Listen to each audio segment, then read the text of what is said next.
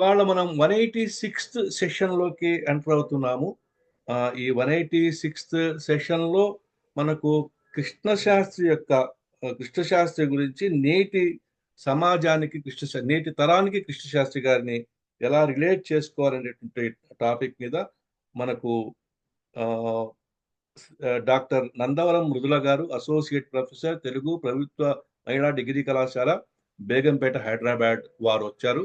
ఆహ్, ఆహ్, డాక్టర్ నరేష్ బాబు గారు మేడం మనకు ఇంట్రడ్యూస్ చేస్తారు. తర్వాత అవసరమైన చోట ఇంటర్వ్యూని కూడా అవుతారు నరేష్ బాబు గారు. నరేష్ బాబు గారు, ఒకసారి మీరు సార్ మేడంని ఇంట్రడ్యూస్ చేయండి sir kindly please. Okay sir.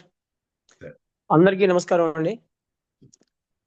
Nandavaram Mrudula గారు అసోసియేట్ ప్రొఫెసర్గా పనిచేస్తున్నారు తెలుగు డిపార్ట్మెంట్లో, ప్రభుత్వ మహిళా డిగ్రీ కళాశాల, అటానమస్, బేగంపేట, హైదరాబాదు. ఉద్యోగానుభవం 33 సంవత్సరాలు.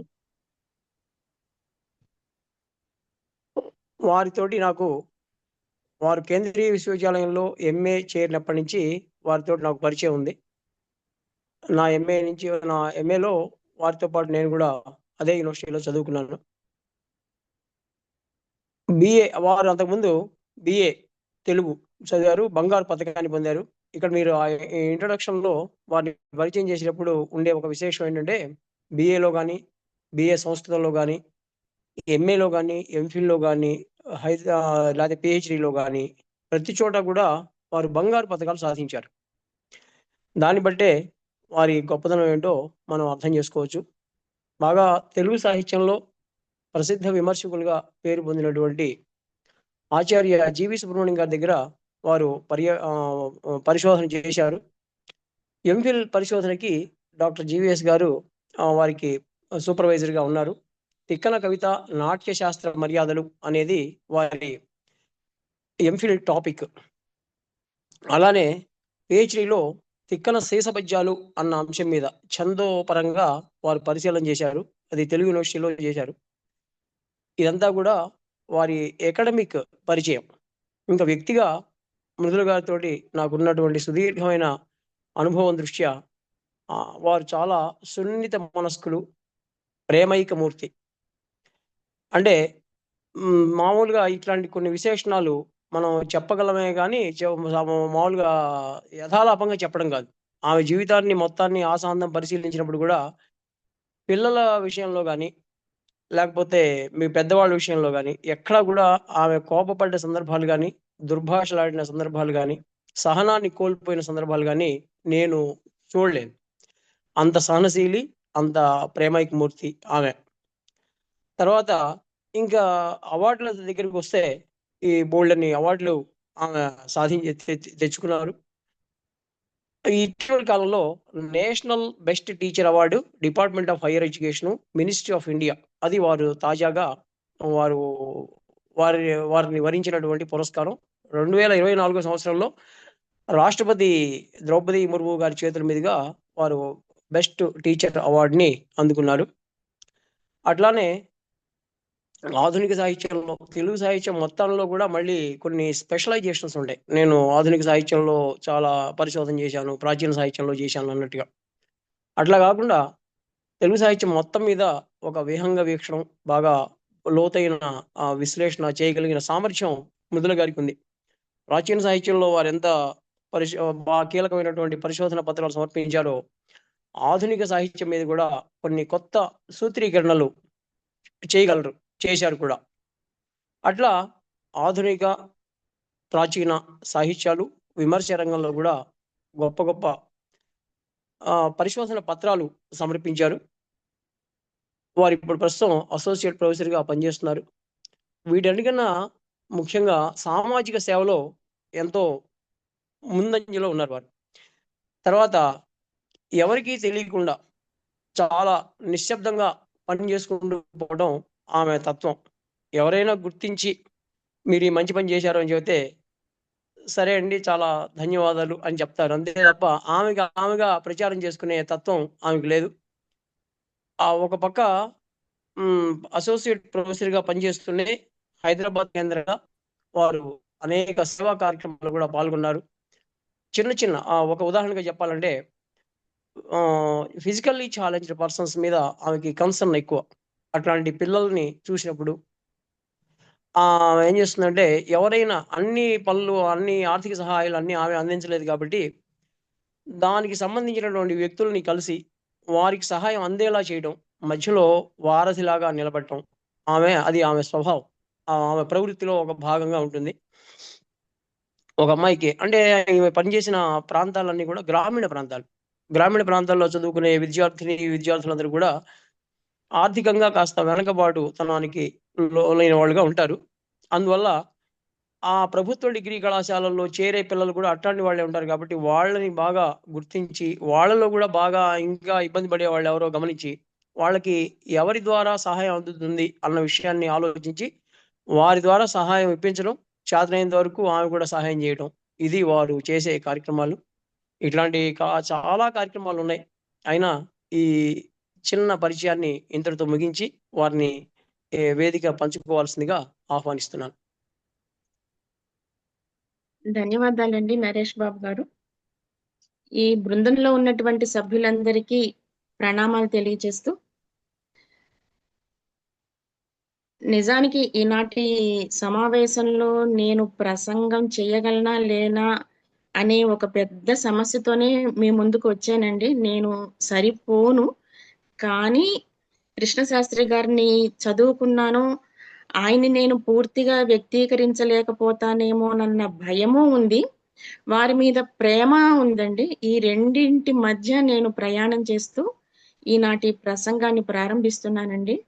ఈనాటి సమూహంలో ఉన్నటువంటి మనకందరికీ భాగవత సుధలు, భక్తి పరిమళాలు అందిస్తున్నటువంటి ముక్తేశ్వరరావు గారికి, సమాజంలో ఉన్నటువంటి అన్యాయాన్ని, న్యాయాన్ని ఒక కంట పసిగడుతూ కనిపెడుతున్నటువంటి దేశరాజు నాగరాజు గారికి, ఇతర ప్రముఖులకి అందరికీ కూడా నమస్కారాలు తెలియజేస్తూ, నన్ను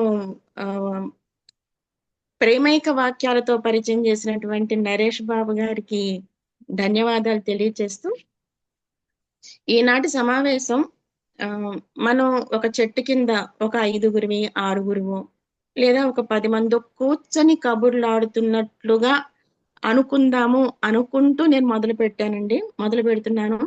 అంటే కృష్ణశాస్త్రి అనగానే మనకు ఏ జ్ఞాపకాలు వస్తాయి, ఎలా వస్తాయి, అలా నాకొచ్చిన జ్ఞాపకాల్ని నేను మరిచిపోతానేమోనని మధ్యలో కొంచెం పేపర్లో కూడా రాసుకున్నానండి. వాటిని అన్నిటిని నాకు ఎలా గుర్తుకొస్తే అలా మీతో పంచుకుంటానండి. నేను చెప్పదగిన దాన్ని కాదు, నాకున్నటువంటి చిన్న జ్ఞాపకాలని మీతో పంచుకుందామన్న ఒకే ఒక ధైర్యంతో ప్రారంభిస్తున్నానండి.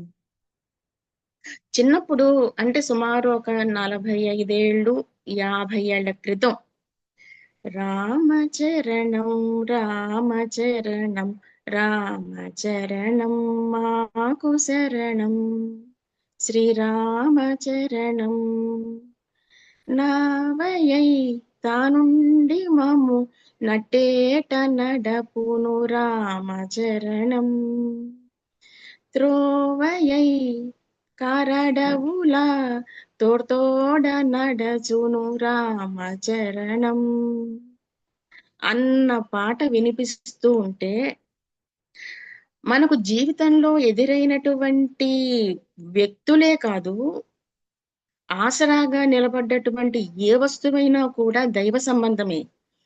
తోడు ఒక దైవమే, నావా ఒక దైవమే, మనం నడిచే దారి ఒక దైవమే అన్న భావన మనకు ఆ పాట ఇస్తుందండి. అది తెలిసి తెలియని వయసులో నాటుకుపోయినప్పుడు, ఇంకా మనిషి ఆ చిన్న వయసులో నాటుకుపోయింది అది జీవితం వరకు కూడా ఉండిపోతుంది. ఆ రోజున సాహిత్యాన్ని పరిచయం చేసింది, నేనంటూ సాహిత్యాన్ని తెలుసుకుంది కూడా రేడియోనే, ఆ తర్వాత దూరదర్శన్. ఎవరు నాకెదురేగుదెంచిన నీవయ్యని పూజింతు దేవా, ఎవరు నీకెదురేగుదెంచిన నేనయ్యని కరుణించు అని బోయి భీమన్న గారు అఖండ తాండవంలో రాస్తారండి. ఆత్మవత్ సర్వభూతాని అన్న వాక్యాన్ని ఆయన ఎంత చక్కగా చెప్పారు. ఆత్మవత్ సర్వభూతాని అన్న వాక్యం చెప్పాలి అంటే 1 గంట 2 గంటలు ఎవరైనా ఉపన్యాసంలో చెప్పొచ్చు. కానీ నాకెవరు ఎదురుపడ్డా నువ్వే అనుకుంటాను, నీకెవరు ఎదురుపడ్డా నేనే అనుకో. అన్నటువంటి ఆ స్వచ్ఛమైన ప్రేమ మనకు మనసులో నాటుకుపోతే ఎవరూ కూడా ధర్మ మార్గాన్ని తప్పరండి. కాబట్టి సాహిత్యం అనేది మనిషిని ఎలా నడిపిస్తుంది, ఎట్లా మనలో ముద్ర వేస్తుంది అని వయసు పెరిగే కొద్దీ ఆలోచన చేస్తూ ఉంటే, ఈ రోజున ఇప్పటికీ కూడా తెలుగు అవసరమా? సాహిత్యం అవసరమా? అందరూ శాస్త్ర సాంకేతిక రంగాల్లో దూసుకుపోతూ ఉంటే, ఇంకా భాష ఏమిటి అని మాట్లాడుతున్న రోజుల్లో ఒక్కసారి వెనక్కెళ్ళి ఆలోచిస్తే, మనిషి మీద ప్రభావం వేసేదేమిటి? ముందు కుటుంబం, తర్వాత గురువు, పాఠశాల, తర్వాత బయటకొస్తాడు సమాజం. ఈ ముగ్గురు దాటిన తర్వాత మొదటి నుంచి చివరి వరకు తోడుండేది కవి ఒక్కడేనేమో అని నాకు వ్యక్తిగతంగా అనిపిస్తూ ఉంటుందండి. అంటే ఈ సమాజాన్ని నిర్మించడానికి 4 స్తంభాలు. ఈ సమాజం నిలబడ్డానికి కారణాలు కుటుంబం, పాఠశాల, సమాజం తర్వాత ఈ 4th పిల్లర్ అనేది కవే అవుతాడు. ఆ కవి లేకపోతే ఈ సమాజ నిర్మాణం అస్తవ్యస్తమవుతుంది. కాబట్టి ఈ రోజున మనం నన్నయ్యని చదువుకుంటున్నా, నన్ని చోడుని చదువుకుంటున్నా, కృష్ణశాస్త్రి గారిని చదువుకుంటున్నా, రేపు రాబోయే కవిని ఎవరు చదువుకుంటున్నా కూడా వాళ్ళు యుగయుగాలు ఉండవలసిందే. వాళ్ళ వాక్యాలు మనం నిరంతరం మననం చేసుకుంటూ ఉండవలసిందే. కాబట్టి నేటి తరానికి కృష్ణశాస్త్రి గారు మనకు ఏ రకంగా అన్వయం అవుతారు అని మనం అనుకుంటూ ఉంటే, అందరికీ పాటల రూపంలో, అంటే నాకు వ్యక్తిగతంగా నేను పండిత కుటుంబం నుంచి వచ్చిన దాన్ని కాదు. రేడియో విన్నదాన్ని.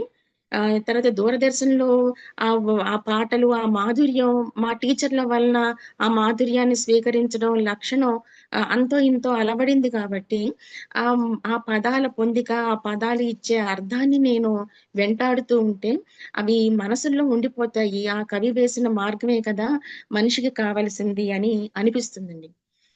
మనకు ఇందాక మనం పాటలో చెప్పుకున్నట్లుగా దైవం మానుష రూపేణ అనే ఒక సిద్ధాంతాన్ని, ఒక వాక్యాన్ని మనం చెప్పుకుంటే, దైవమే కాదు మనకు ఎదురుపడ్డటువంటి ప్రతి వస్తువులోను మన ప్రహ్లాదుడు రాతి స్తంభం నుంచి నరసింహస్వామిని రప్పించినట్టుగానే ప్రతి వస్తువులోనూ భగవంతుడు ఉన్నాడు అని అనుకుంటే, ఈ రోజున మనం వస్తు దుర్వినియోగం కూడా చెయ్యమేమో అని అనిపిస్తుందండి. తర్వాత మనం కృష్ణశాస్త్రి గారి ఈ కొద్ది పాటల పరిచయంతో, అంతకన్నా ముందు వారి పుట్టుక గురించి కొన్ని 2, 3 విషయాలు చెప్పుకుంటే, దేవులపల్లి వారు నవంబర్ 1, 1897 పిఠాపురం చంద్రపాలెంలో జన్మించారు. తమ్మన్న శాస్త్రి గారు, వాళ్ళ నాన్నగారు, పెద్ద తండ్రి దేవులపల్లి సుబ్బరాయ శాస్త్రి గారు. వీళ్ళది కృష్ణా జిల్లా ఆగిరిపల్లి. కృష్ణశాస్త్రి గారి పూర్వీకులంతా వేదంబుల శాస్త్రంబుల వాదంబుల నెదురులేని వారలే, సీతావర పదసేవన విధాన పావనులే. కావ్యాలు, నాటకాలు రచించిన దేవులపల్లి కులాగ్రణి వెంకట సూరిమణి, జగన్నాథార్యుడు, గాథా బోధనాశాలి వెంకట రామశాస్త్రి, రామశాస్త్రి అందరూ కళావేత్తలే. వెంకట రామశాస్త్రి గారు సంగీత సాహిత్యాలలో నిష్ణాతులు. వాళ్ళ కుటుంబం అంతా కూడా సాహిత్యానికి, సంగీతానికి అంకితమైపోయిన కుటుంబం. నేను ఈ కుటుంబం నుంచి వచ్చాను కాబట్టే నాకు ఈ సాహితీ వాసన అబ్బింది అని తన కుటుంబ పునాదుల్ని మరిచిపోకుండా కృష్ణశాస్త్రి గారు గుర్తు చేసుకుంటారు. పండిత వంశంలో పుట్టిన కృష్ణశాస్త్రి గారు, నేను స్వతంత్రంగా ఏమీ సాధించలేదు, ఏమైనా నాకు అంత వస్తే మా పూర్వీకుల నుంచి వచ్చిందే అని సవినయంగా మనవి చేశారు. అంటే వాక్యం రసాత్మకం కావ్యం అన్నట్లుగా ఏ వాక్యం తీసుకున్నా నాకు ఏది అబ్బినా పూర్వీకుల నుంచి అబ్బిందే.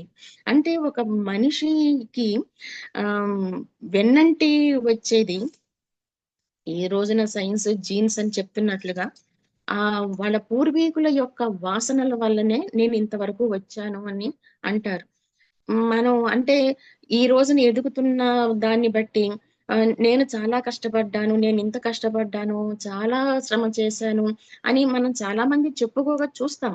కానీ ఆ కష్టపడే తత్వం కానీ, ఆ పేరు కానీ, వాటి మీద ఒక మక్కువ కానీ ఏర్పడింది అంటే పూర్వీకుల యొక్క ఆశీస్సులే.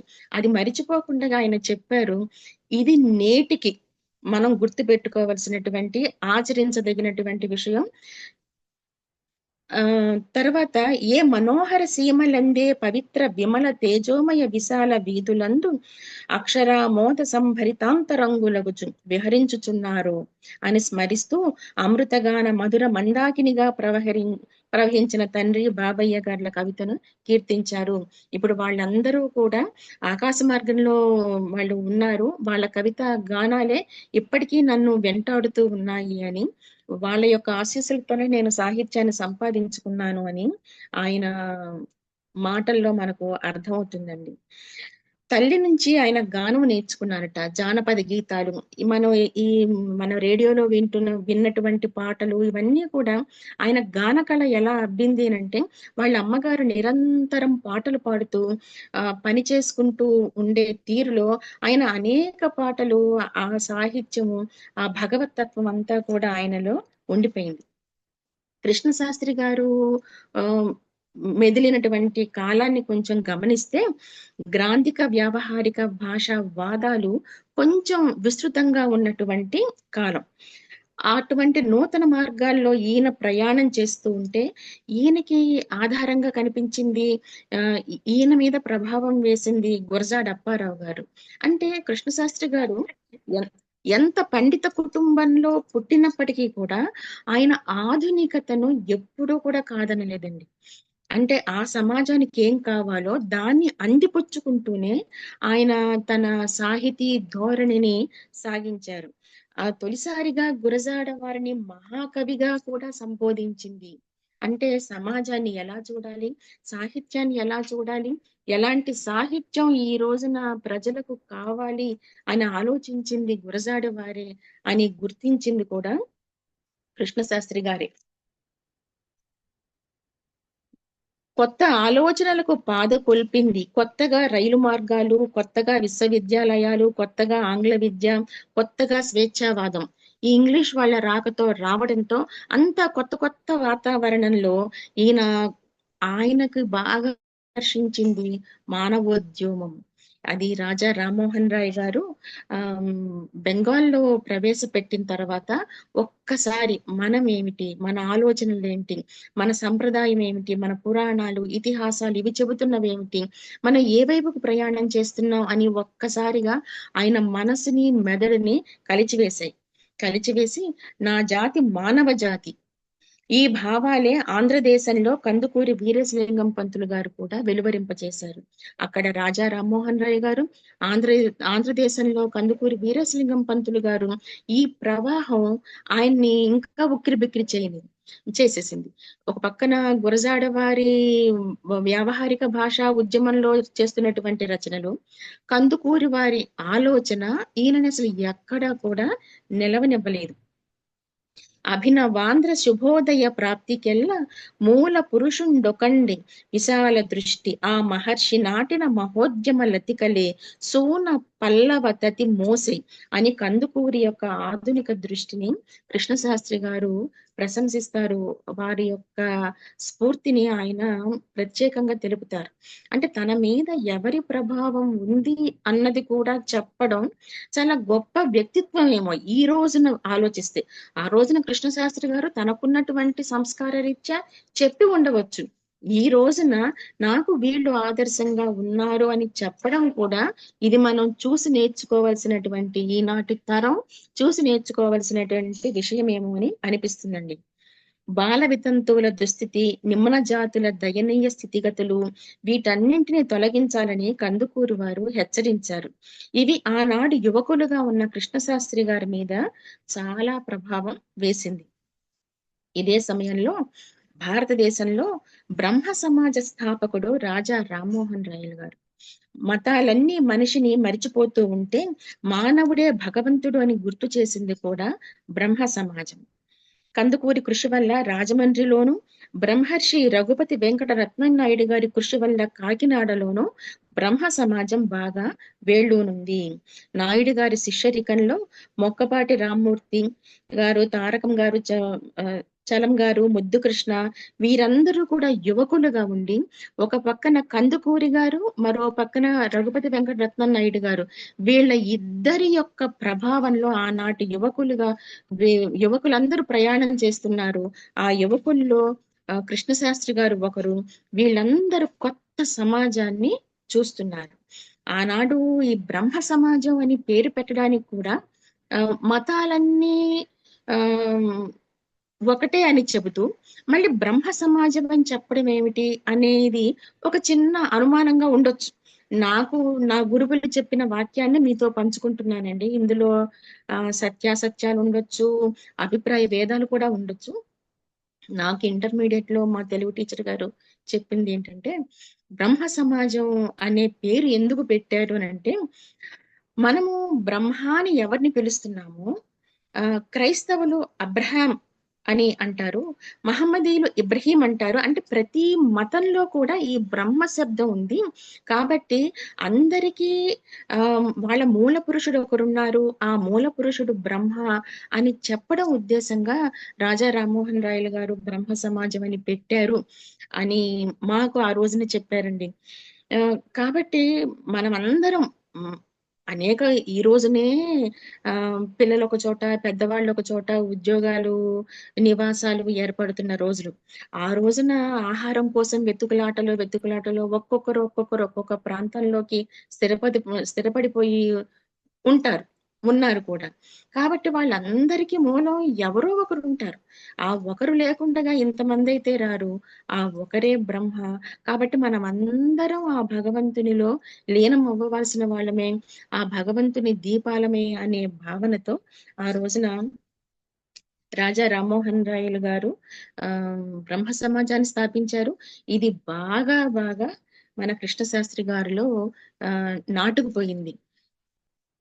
తర్వాత ఈ కృష్ణశాస్త్రి గారి ఈ రఘుపతి వెంకటరత్న నాయుడు గారు చేసినటువంటి మరొక గొప్ప పని ఏంటంటే, ఆయన చెప్పాల్సినటువంటి పాఠాలతో పాటు రూమి, హఫీజ్ మొదలైన సూఫీ కవుల రచనలు, కబీర్, మీరా తత్వాలు ఇవన్నీ కూడా ప్రత్యేకించి సిలబస్ లో లేకపోయినా కూడా చెప్పడంతో కృష్ణశాస్త్రి గారిలో మధుర భక్తి బాగా వేళ్ళూనుకుపోయింది. అంటే ఒక టీచర్ వేసే ప్రభావం ఎలా ఉంటుంది అనేది కూడా ఇక్కడ కృష్ణశాస్త్రి గారి జీవితాన్ని దగ్గరగా చూస్తే తెలుస్తుంది. అలాగే టీచర్ చెప్పిన పాఠాలన్నీ కూడా విద్యార్థులు స్వీకరిస్తే సమాజం ఎంత బాగా వెడుతుంది అనేది కూడా మనకు ఈ వాక్యాల వల్ల తెలుస్తోంది. కృష్ణశాస్త్రి గారి వంటి యువకులకి ప్రతి అణువులోనూ అనంతత్వాన్ని, ప్రతి అనుభూతిలో పరమార్థ తత్వాన్ని పరిశీలించే నిశిత దృష్టిని కలిగించింది. కృష్ణశాస్త్రి గారు నాయుడు గారి నిశిత దృష్టితో ప్రేమను పొందాలి. ఈ సమాజంలో, ఈ వ్యవస్థలో ఇంకా ఏమీ లేదు. ప్రేమను ఇవ్వడం, ప్రేమను తీసుకోవడం తప్ప మానవ జన్మకి ఇంకొకటి ఏమీ కూడా లేదు. మనం మనిషిగా పుట్టి అనేక సంపదలు అనుభవిస్తున్నా ఆ ప్రేమ ఒక్కటి మనం పోగొట్టుకుంటే చాలా వెలితిగా అనిపిస్తుంది. అవేవి లేకుండా ప్రేమ మాత్రమే ఉన్నట్లయితే అన్నీ ఉన్నట్లుగా అనిపిస్తుంది. ఈ ప్రేమ భావనలోనే ఆయన సాహిత్యాన్ని, జీవితాన్ని అంతా గడిపేశారు కృష్ణశాస్త్రి గారు. ఈ జడ జీవితము పలికించితివి, అఘపంకమందు అంభోజము ముల్య చేసితివి, అపూర్వము నీ దయ, ఈ నిషీది నీ రాజనమెత్తినావు, విపులమ్మగు నీ ఎద నింటెనే శరద్రాజిత చంద్రకాంతుల అమృతమ్ములు స్వర్గ లతాంత వాసనల్ అన్నారు. అంటే ఈ జడ జీవితానికి నువ్వు ఒక సువాసనలు అద్దావు. ఈ జీవితంలో ఈ ప్రేమ అనే పరిమళం లేకపోతే ఈ జీవితం వృధా అన్న భావన ఆయన తన సాహిత్యం ద్వారా ప్రజలకు అందించారు. అంటే కృష్ణశాస్త్రి గారి అంటే చాలా మంది విమర్శకులు కూడా విమర్శించారు, ఆయన్ని మెచ్చుకున్న వాళ్ళు కూడా ఉన్నారు. ఈయన దుఃఖం అంతా కూడా ప్రజలకి ప్రజలందరూ కూడా దుఃఖించాలి అన్న భావనతో రాస్తారు అని. కానీ చాలా లోతుగా మనం అధ్యయనం చేస్తే ఈ రోజున మనం అందరము కూడా ప్రేమ కోసమే అర్రులు చేస్తూ ఉన్నాం. డబ్బు అవసరమే, డబ్బు వస్తోంది, కానీ డబ్బు తరువాత డబ్బు పక్కన ప్రేమ ఉన్నదా అని అంటే మాత్రం చాలా చాలా పెద్ద ప్రశ్నార్థకం మనకు కనిపిస్తుంది. విద్యా రంగంలో, సాంఘిక రంగంలో, సాంస్కృతిక రంగంలో అపూర్వ చైతన్యం తెచ్చిన బ్రహ్మ సమాజం పవిత్రమైన శీలము, ఏకేశ్వరోపాసన, ప్రేమ, ఔదార్యం వంటి విలువలని ఆవిష్కరింపచేసింది. అనాథల జీవితంలో కొత్త కాంతులు వెలిగించింది. వసుదైక కుటుంబానికి రూపకల్పన చేసింది. హరిజన ఉద్యమంలోనూ, కళావంతుల వివాహ ఉద్యమంలోనూ పాల్గొన్నారు. బంధువులు, బ్రాహ్మణులు వారిని బహిష్కరించారు. బ్రహ్మ సమాజం ఆయనను కవిగా తీర్చిదిద్దింది. ఈ రోజున కృష్ణశాస్త్రి గారిని అంటే చాలా మంది ఆహ్, ఆయన ఈ ప్రకృతిలోనో, ఏ ప్రేమలోనో, ఒక ప్రేయస్సు కోసం అడ్డులు చేస్తూ ఉండే కవిగానే చూశారు తప్ప, కందుకూరి వీరేశలింగం పంతులు గారి అడుగు జాడల్లో వెళ్ళి, దగ్గరి బంధువుల నుంచే బహిష్కరణకు గురి అయ్యి, ఇంకా ఆయనని మరింత మనిషిగా తీర్చిదిద్దారేమో ఆ బంధువులందరూ కలిసి. అంటే ఆ సపోర్ట్ ఉన్నట్టయితే ఇంకో రకంగా ఉండేవారు. అది లేకపోవడంతో ఇంకా ప్రేమను పొందడం అనే తత్వం గురించి ఆయన బాగా తెలుసుకోగలిగారు. 1923లో ఏర్పడిన సాహితీ సమితి కృష్ణశాస్త్రి గారిని భావకవిగా తీర్చిదిద్దింది. పర్లాకిమిడిలో గిడుగువారికి కృష్ణశాస్త్రి గారు పద్యాలు వినిపించారు. 1925లో కృష్ణపక్షం ప్రచురించారు. కొత్తగా పద్యాలు రాయడం. ఈ కొత్తగా పద్యాలు రాయడం అంటే ఆ రోజున ఇంగ్లీషు కవులు వర్డ్స్‌వర్త్ గారి యొక్క ప్రభావం బాగా ఉంది. వాళ్ళు ఇంగ్లీషు వాళ్ళ స్టాంజాల్లో గాని, వెర్సెస్‌లో గాని మన నన్నయ్య పద్యాలని ఆయన తీసుకొని మనకు ఛందస్సు దాదాపుగా పద్యానికి 4 పాదాలుండాలి. కానీ ఈయన కొత్త ధోరణిలో పోతూ 3 పాదాలతోనే పద్యం ముగించడం. వీలైతే 5 పాదాలు, 6 పాదాలతో అలా పద్యాన్ని ఆయన తేటగీతుల్లో ఎక్కువగా రాశారు. ఇది కూడా ఎక్కడి నుంచి తీసుకున్నారు అంటే గురజాడ గారి ప్రభావం. ఒక పక్కన ఆంగ్ల సాహిత్య ప్రభావం, మరో పక్కన గురజాడ గారి ప్రభావం. అంటే ఎంత సంప్రదాయవాదో అంత ఆధునిక భావాలు కూడా ఈయన అనుసరిస్తూ వచ్చారు. అంటే ఏ సందర్భంలో కూడా మనం వచ్చిన కొత్త దాన్నంతా స్వీకరించాల్సిన అవసరం లేదు. పాత దాన్నంతా పోగొట్టుకోవాల్సిన అవసరం కూడా లేదు.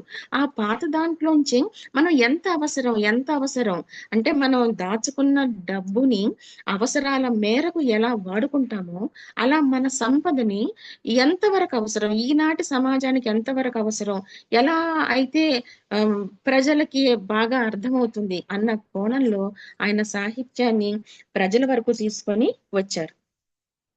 ఆంధ్ర భారతి, ఆంధ్ర గ్రంథాలయ సర్వస్వము, అనసూయ, శారద, భారతి మొదలైన పత్రికలు నవ్య సాహిత్యాన్ని ఆహ్వానించింది.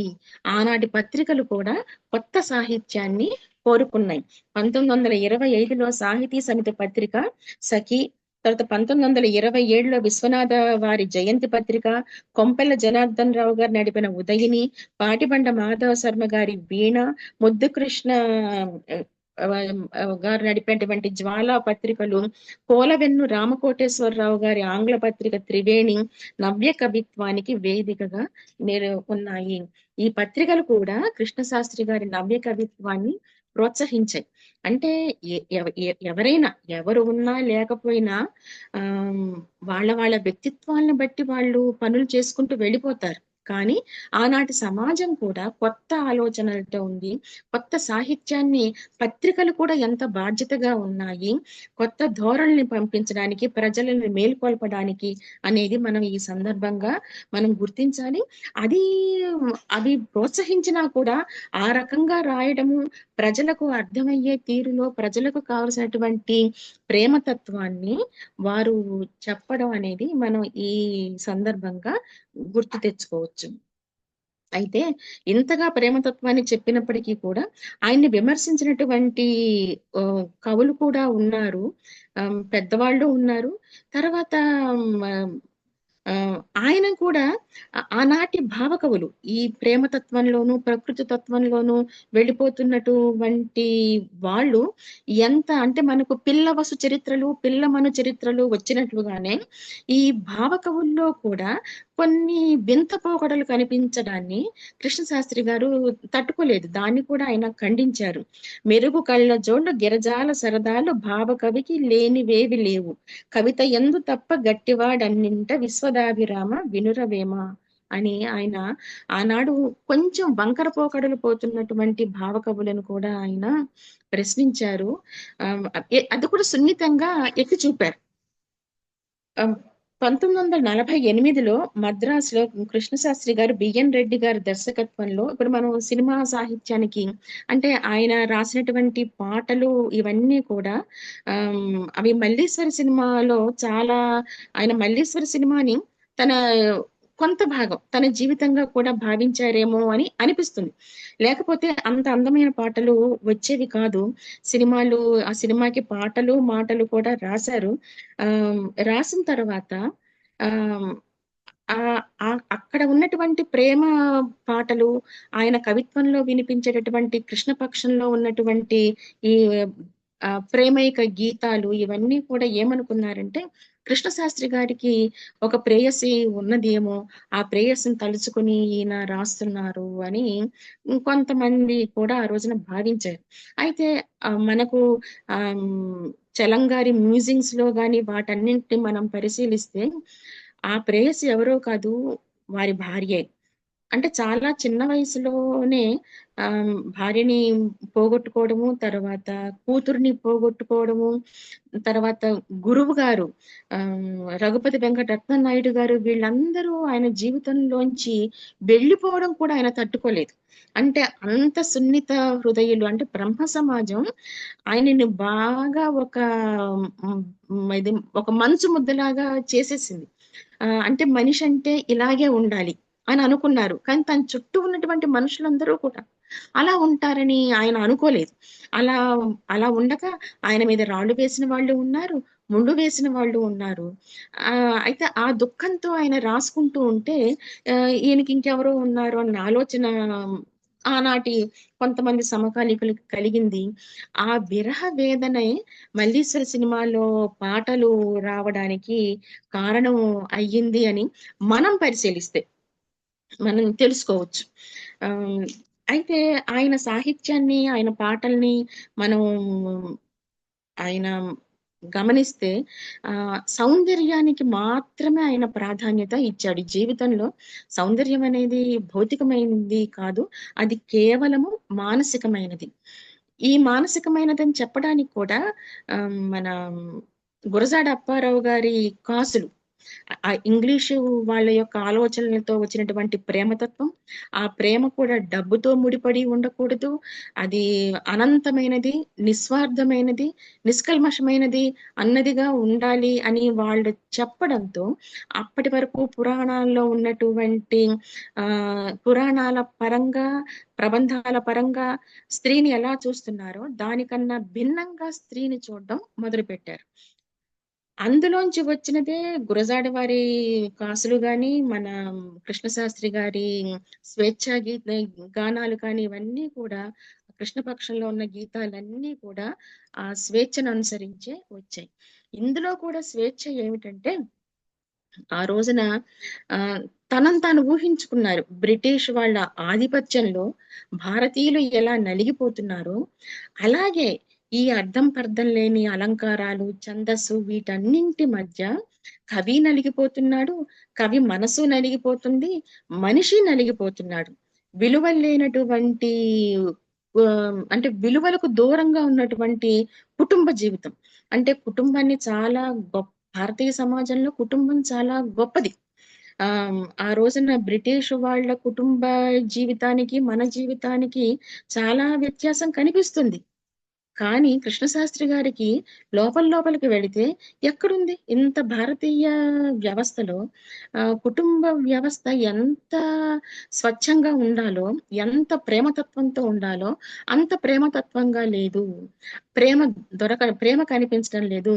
బానిసత్వమే కనిపిస్తుంది. ఆధిపత్య భావాలే కనిపిస్తున్నాయి అన్న ధోరణి మన కృష్ణశాస్త్రి గారి మాటల్లో, మనకు పద్యాల్లో, వాక్యాల్లో కనిపిస్తూ ఉంటుంది.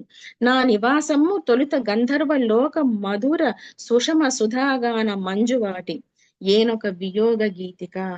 అంటే భార్య వెళ్ళిపోయిన తర్వాత భార్య జ్ఞాపకాలలోనే ఉన్నాడు తప్ప మరొక జీవన గీతం, ఆయన జీవన సరళి అనుసరించలేదు.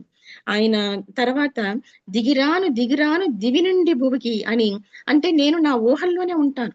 అంటే ఆయన అంటే ఈ రోజున్న మాటల్లో చెప్పాలి అంటే ఒక డిప్రెషన్ లోకి వెళ్ళాడు అని మనం ఎలా అంటామో, అలా ఆ కుటుంబంలో ఏర్పడినటువంటి అలజడులు, తర్వాత ప్రేమించే గురువు గారు లేకపోవడంతో ఆయన ఒంటరి వాడైపోయి, నేను నా లోకంలోనే ఉండిపోతాను, ఎవరు నన్ను ప్రశ్నించొద్దు, ఎవరు నన్ను డిస్టర్బ్ చేయొద్దు అన్నట్లుగా ఆ వాక్యాలన్నీ కూడా మనకు అర్థమవుతూ ఉంటాయి. అంటే కృష్ణశాస్త్రి గారి జీవితం చదివితే తప్పకుండా ఈ వాక్యాలకి అర్థం మనకు దొరుకుతుంది. అంటే ఒక మనిషిని ఎలా ప్రేమించాలి? ఎంత స్వచ్ఛతతో ప్రేమించాలి? అనేది, అంటే నేను ప్రతి వాక్యానికి ఈ రోజున ఇలా అన్వయం చేసుకోవాలి అని చెప్పడం కొంత కృతకంగా ఉంటుందేమోనని కొంచెం ఆ వాక్యాన్ని నేను పక్కన పెడుతున్నానండి. మనం నేటి సమాజంలో ఉన్నటువంటి ప్రేమతత్వాన్ని నేను ముగింపులో వస్తాను. ఇప్పటి దాని కంక్లూజన్ కూడా ఈ ప్రేమతత్వానికి నేను ముగింపులో చెప్తాను. అసలైనటువంటి ప్రేమని మనం పోగొట్టుకుంటున్నాం. పోగొట్టుకొని, అంటే అది గురు శిష్యుల మధ్య సంబంధాలు కావచ్చు, ఉద్యోగ జీవితంలో అధికారి, తర్వాత అధికారి దగ్గర పనిచేస్తున్న వాళ్ళ మధ్య కావచ్చు, ఎక్కడా కూడా ప్రేమ అన్నదే లేకుండగా వెళ్ళిపోయింది. అంటే ఒక్క విషయం చెప్తానండి. అంటే ఆ రోజున వచ్చిన సినిమాలన్నీ కూడా ఆహ్, ప్రేమ అంటే ప్రేయసి, ప్రియుల మధ్య ఉన్నది మాత్రమే కాదు. అది మనం భగవంతుని, మనం 'భక్త ప్రహ్లాద' చూసినా, తర్వాత 'మల్లమ్మ కథ' సినిమా చూసినా, ఇదంతా ప్రేమ. దేవుని మీద ప్రేమ, దేశం మీద ప్రేమ. ఇంకొంచెం కథలైతే కొంచెం ఈ స్త్రీ పురుషుల మధ్య ఉండే ప్రేమతత్వం, ఇలాంటి సినిమాలు బాగా వచ్చేవి.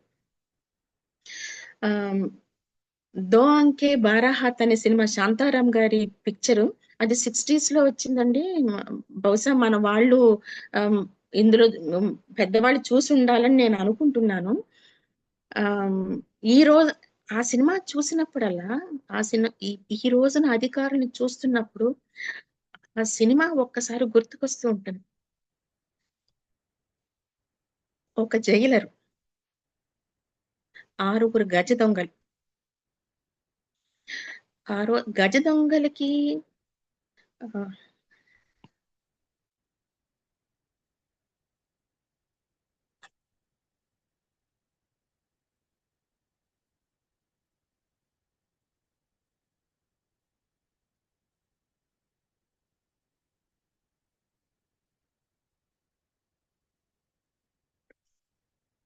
గజ దొంగలకి శిక్ష వెయ్యాలి అన్న ధోరణిలో ఉంటారు. అందులో హీరో కూడా శాంతారాం గారే. అయితే ఆ 6 గజ దొంగలు, బారాహత్ 6 గజ దొంగలు శాంతారాం గారిని, ఆ జైలర్‌ని చంపాలని విశ్వప్రయత్నం చేస్తారు. కానీ శాంతారాం గారుని, ఆయన తన 2 కళ్ళతో, కేవలం ప్రేమ పూర్వకమైనటువంటి మాటలతో తనని చంపడానికి ప్రయత్నం చేస్తున్నారు అని తెలుసుకొని కూడా వాళ్ళతో చాలా ప్రేమగా ఉంటారు. దాంతో వాళ్ళ మనసు కదిలిపోయింది. అంటే శిక్షా వ్యవస్థ ఒక దొంగను మార్చాలి తప్ప, దొంగని హతమార్చడం, దొంగను ఈ లోకంలో లేకుండా చేయడం అనేది సరైన తీరు కాదు. అతనిలో ఉన్నటువంటి, అతని బుద్ధిలో మార్పు రావాలి, వచ్చేట్లుగా జైలర్ డ్యూటీ అది. అది తెలియకుండగా మనకు ఆ సినిమాలో చూపిస్తారండి. అంటే ఒక ఒక కంటి చూపుతో, ఒక ప్రేమతో గజ దొంగల్ని మార్చగలిగినప్పుడు ఆ, పనికి దూరంగా ఉన్నటువంటి నేటి వ్యవస్థలో అనేక రకాల వ్యక్తులు ఉన్నారు. పనికి దూరంగా ఉన్న వ్యక్తులని అధికారులు మార్చకుండగా పని చేసే వాళ్ళ మీదనే మరింత భారం మోపి ఈ పని ఎట్లాగైనా కావాలి అనే ధోరణిలోకి వచ్చేసిందండి. ఇది మనం స్వాతంత్రం వచ్చి ఎంతకాలమైనా కూడా ఇంగ్లీష్ వాళ్ళ నుంచి నేర్చుకున్నటువంటి పరిపాలనా విధానము ఇంకా మనం అప్పటి వాళ్ళ పరిపాలనలోనే ఉన్నామా? ప్రజాస్వామ్యం వచ్చినప్పటికీ కూడా ఇంకా మనం బానిస భావజాలంతోనూ, ఆధిపత్య భావజాలంలోనే మనుషుల్ని ఉంచుతూ, కొరడా జడిపిస్తున్నటువంటి మాటలతో వ్యక్తుల్ని హింసిస్తూ ఉన్నటువంటి సమాజంలో ఈ సాహిత్యాన్ని చదువుతూ ఉంటే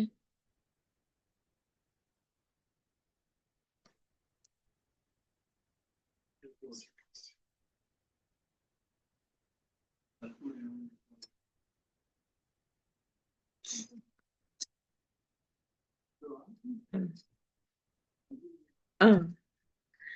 కాబట్టి ఈ సాహిత్యాన్ని చదువుతూ ఉంటే కొంతలో కొంత మనలో ప్రేమతత్వం అలవడి చుట్టూ ఉన్న సమాజాన్ని, మనుషుల్ని మనం కాస్త ఆహ్, మానవులుగా చూస్తాము ఆహ్, అని ఆశ కలుగుతూ ఉంటుందండి.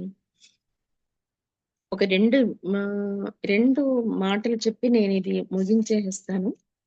హ్మ్.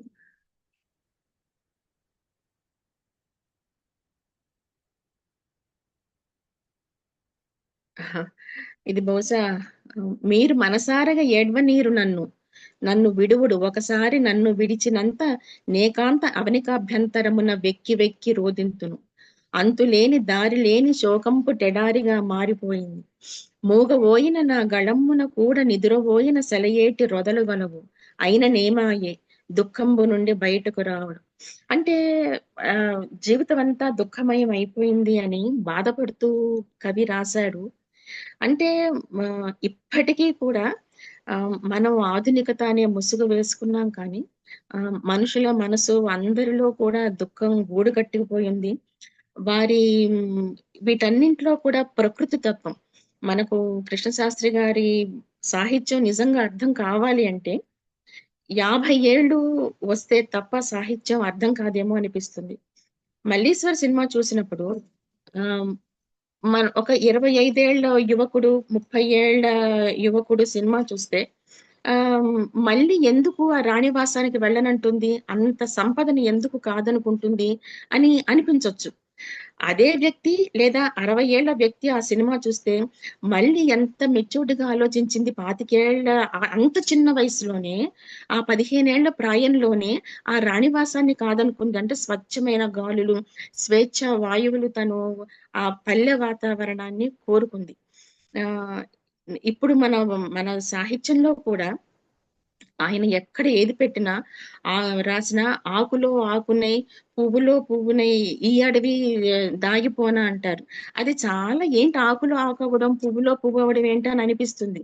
అంటే ఆ పచ్చదనాన్ని దాటి రాకపోవడం. మన జీవితాలన్నీ కూడా గ్రామాల నుంచి నగరాలకు వచ్చేసేసి అంటే కాంక్రీట్ అరణ్యము అని అంటారే, ఆ కాంక్రీట్ అరణ్యము అనే పదము అది అనుభవంలోనే తెలుస్తుంది. ప్రకృతి సౌందర్యం ఎట్లా అనుభవంలో తెలుస్తుందో, కాంక్రీట్ అరణ్యం కూడా అలాగే అనుభవంలో తెలుస్తుంది. ఈ కాంక్రీట్ అరణ్యంలో ఉన్న తర్వాత, ఆ పచ్చదనం కోసం ప్రాకులాడుతున్నప్పుడు, ఒక చిన్న మొక్కను చూస్తే ఆనందం కలుగుతుంది. ఆ మొక్క ఇచ్చే ఆనందం ఒక మనిషి ఇవ్వలేడు. కృష్ణశాస్త్రి గారు 'మా ఊరు పోయింది' అన్న పాట ఒక వ్యాసం రాస్తూ తను చాలా అనేక మంది కవులతో ఉల్లాసంగా, ఉత్సాహంగా ఉన్నటువంటి నేను ఈ 60 ఏళ్ల వయసులో మా మా ఊరు ఎందుకెళ్ళాలనుకుంటున్నాను అని బాధపడుతూ ఉంటారు. అక్కడి గాలి గోపురాలని, సెలయేళ్ళని, పచ్చని పొలాలని అవన్నీ తలుచుకుంటూ ఉంటారు. ఈ కులాలకి, మతాలకి అతీతంగా పలకరించుకునే బాబాయ్ పిన్ని ఇలాంటి పదాలన్నీ కూడా ఇప్పుడు కనిపించటం లేదు, ఈ నగరంలో కనిపించటం లేదు అని చాలా వేదన పడుతూ ఉంటారు. ఈ వేదన అంతా కూడా మనకేమనిపిస్తుందంటే ఆహ్, నే అది ఆధునికత మనకు బ్రతకడం చేత కాదు అని అనుకుంటాం. ఇక్కడ మళ్ళీ ఇంకొక మాట చెప్తానండి. ఎవరినైనా సరే మన హైదరాబాద్‌కొచ్చి, ఒక నగరానికొచ్చి మా ఇంట్లో ఉండమని అంటే ఆహ్, వాళ్ళు 2 రోజులు, 3 రోజుల కన్నా ఉండరు పల్లె వాతావరణం నుంచి వచ్చి. వాళ్ళేమనుకుంటారంటే మనమంటే ఇష్టం లేదేమో అని మనం చాలా తొందరగా అనుకుంటాం. కానీ వాళ్ళు ప్రొద్దున లేస్తే ఆ గ్రామాల్లో పలకరించే పిలుపుని మిస్ అవుతారు మన ఇంట్లో ఉంటే. ఆ ఇంటి ఎదురుగుండగా వెళ్ళే గేదెల్ని కానీ, మేకల్ని కానీ, ఆవుల్ని కానీ అన్ని మిస్ అవుతారు.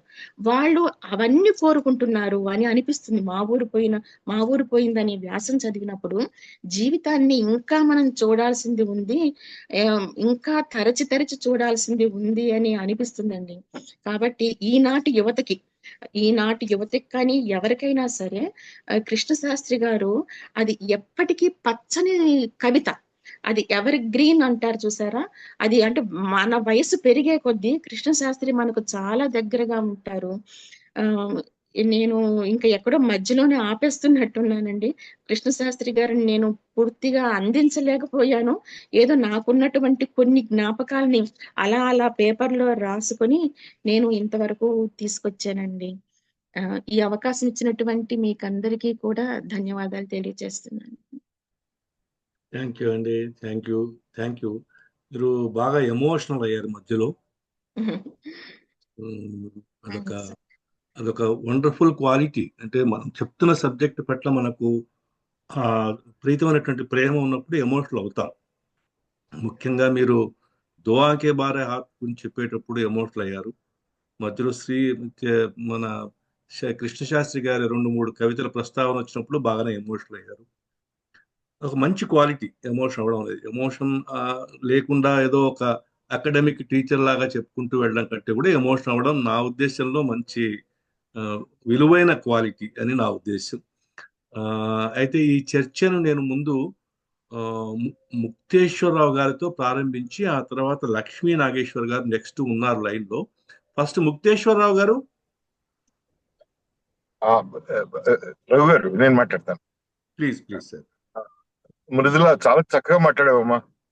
అంటే ఇవాళ నాకు ఏమిటంటే మనస్సు పెట్టి మాట్లాడగలిగిన వాళ్ళు చాలా తగ్గిపోయారమ్మా ప్రపంచంలో. అసలు జనరల్ గా ఇవాళ చాలా మందికి అంటే కృష్ణశాస్త్రి నుంచి నేర్చుకోవాల్సింది ఏమిటి అన్న దాని మీద నేను కూడా ఆలోచించాను. కానీ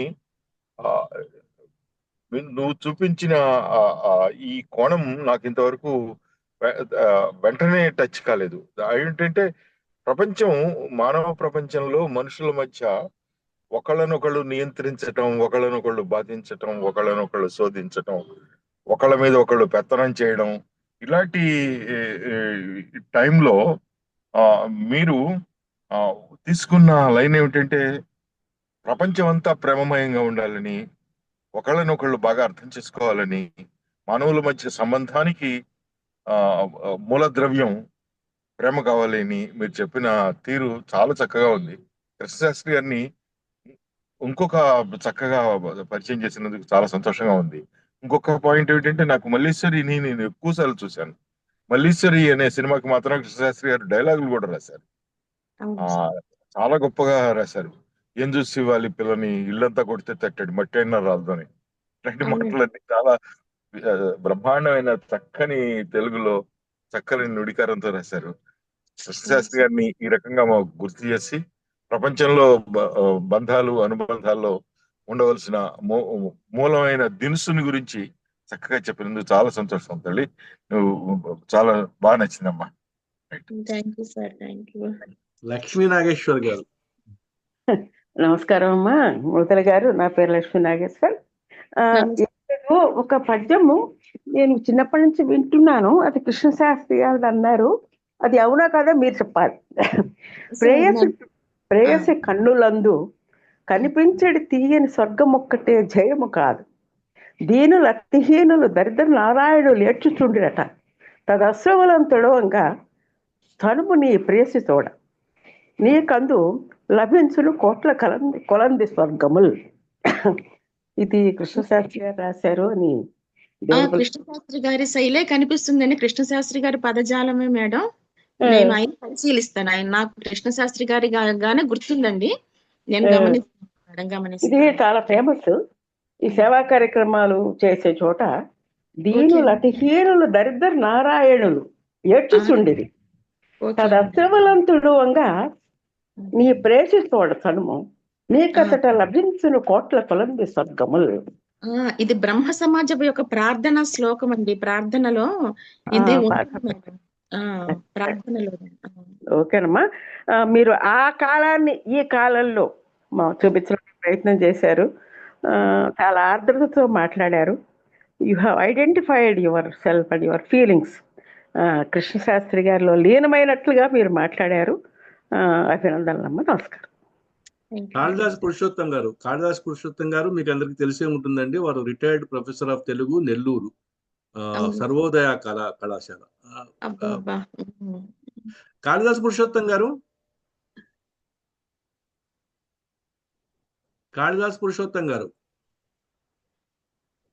ఓకే, వారు వచ్చే లోపుగా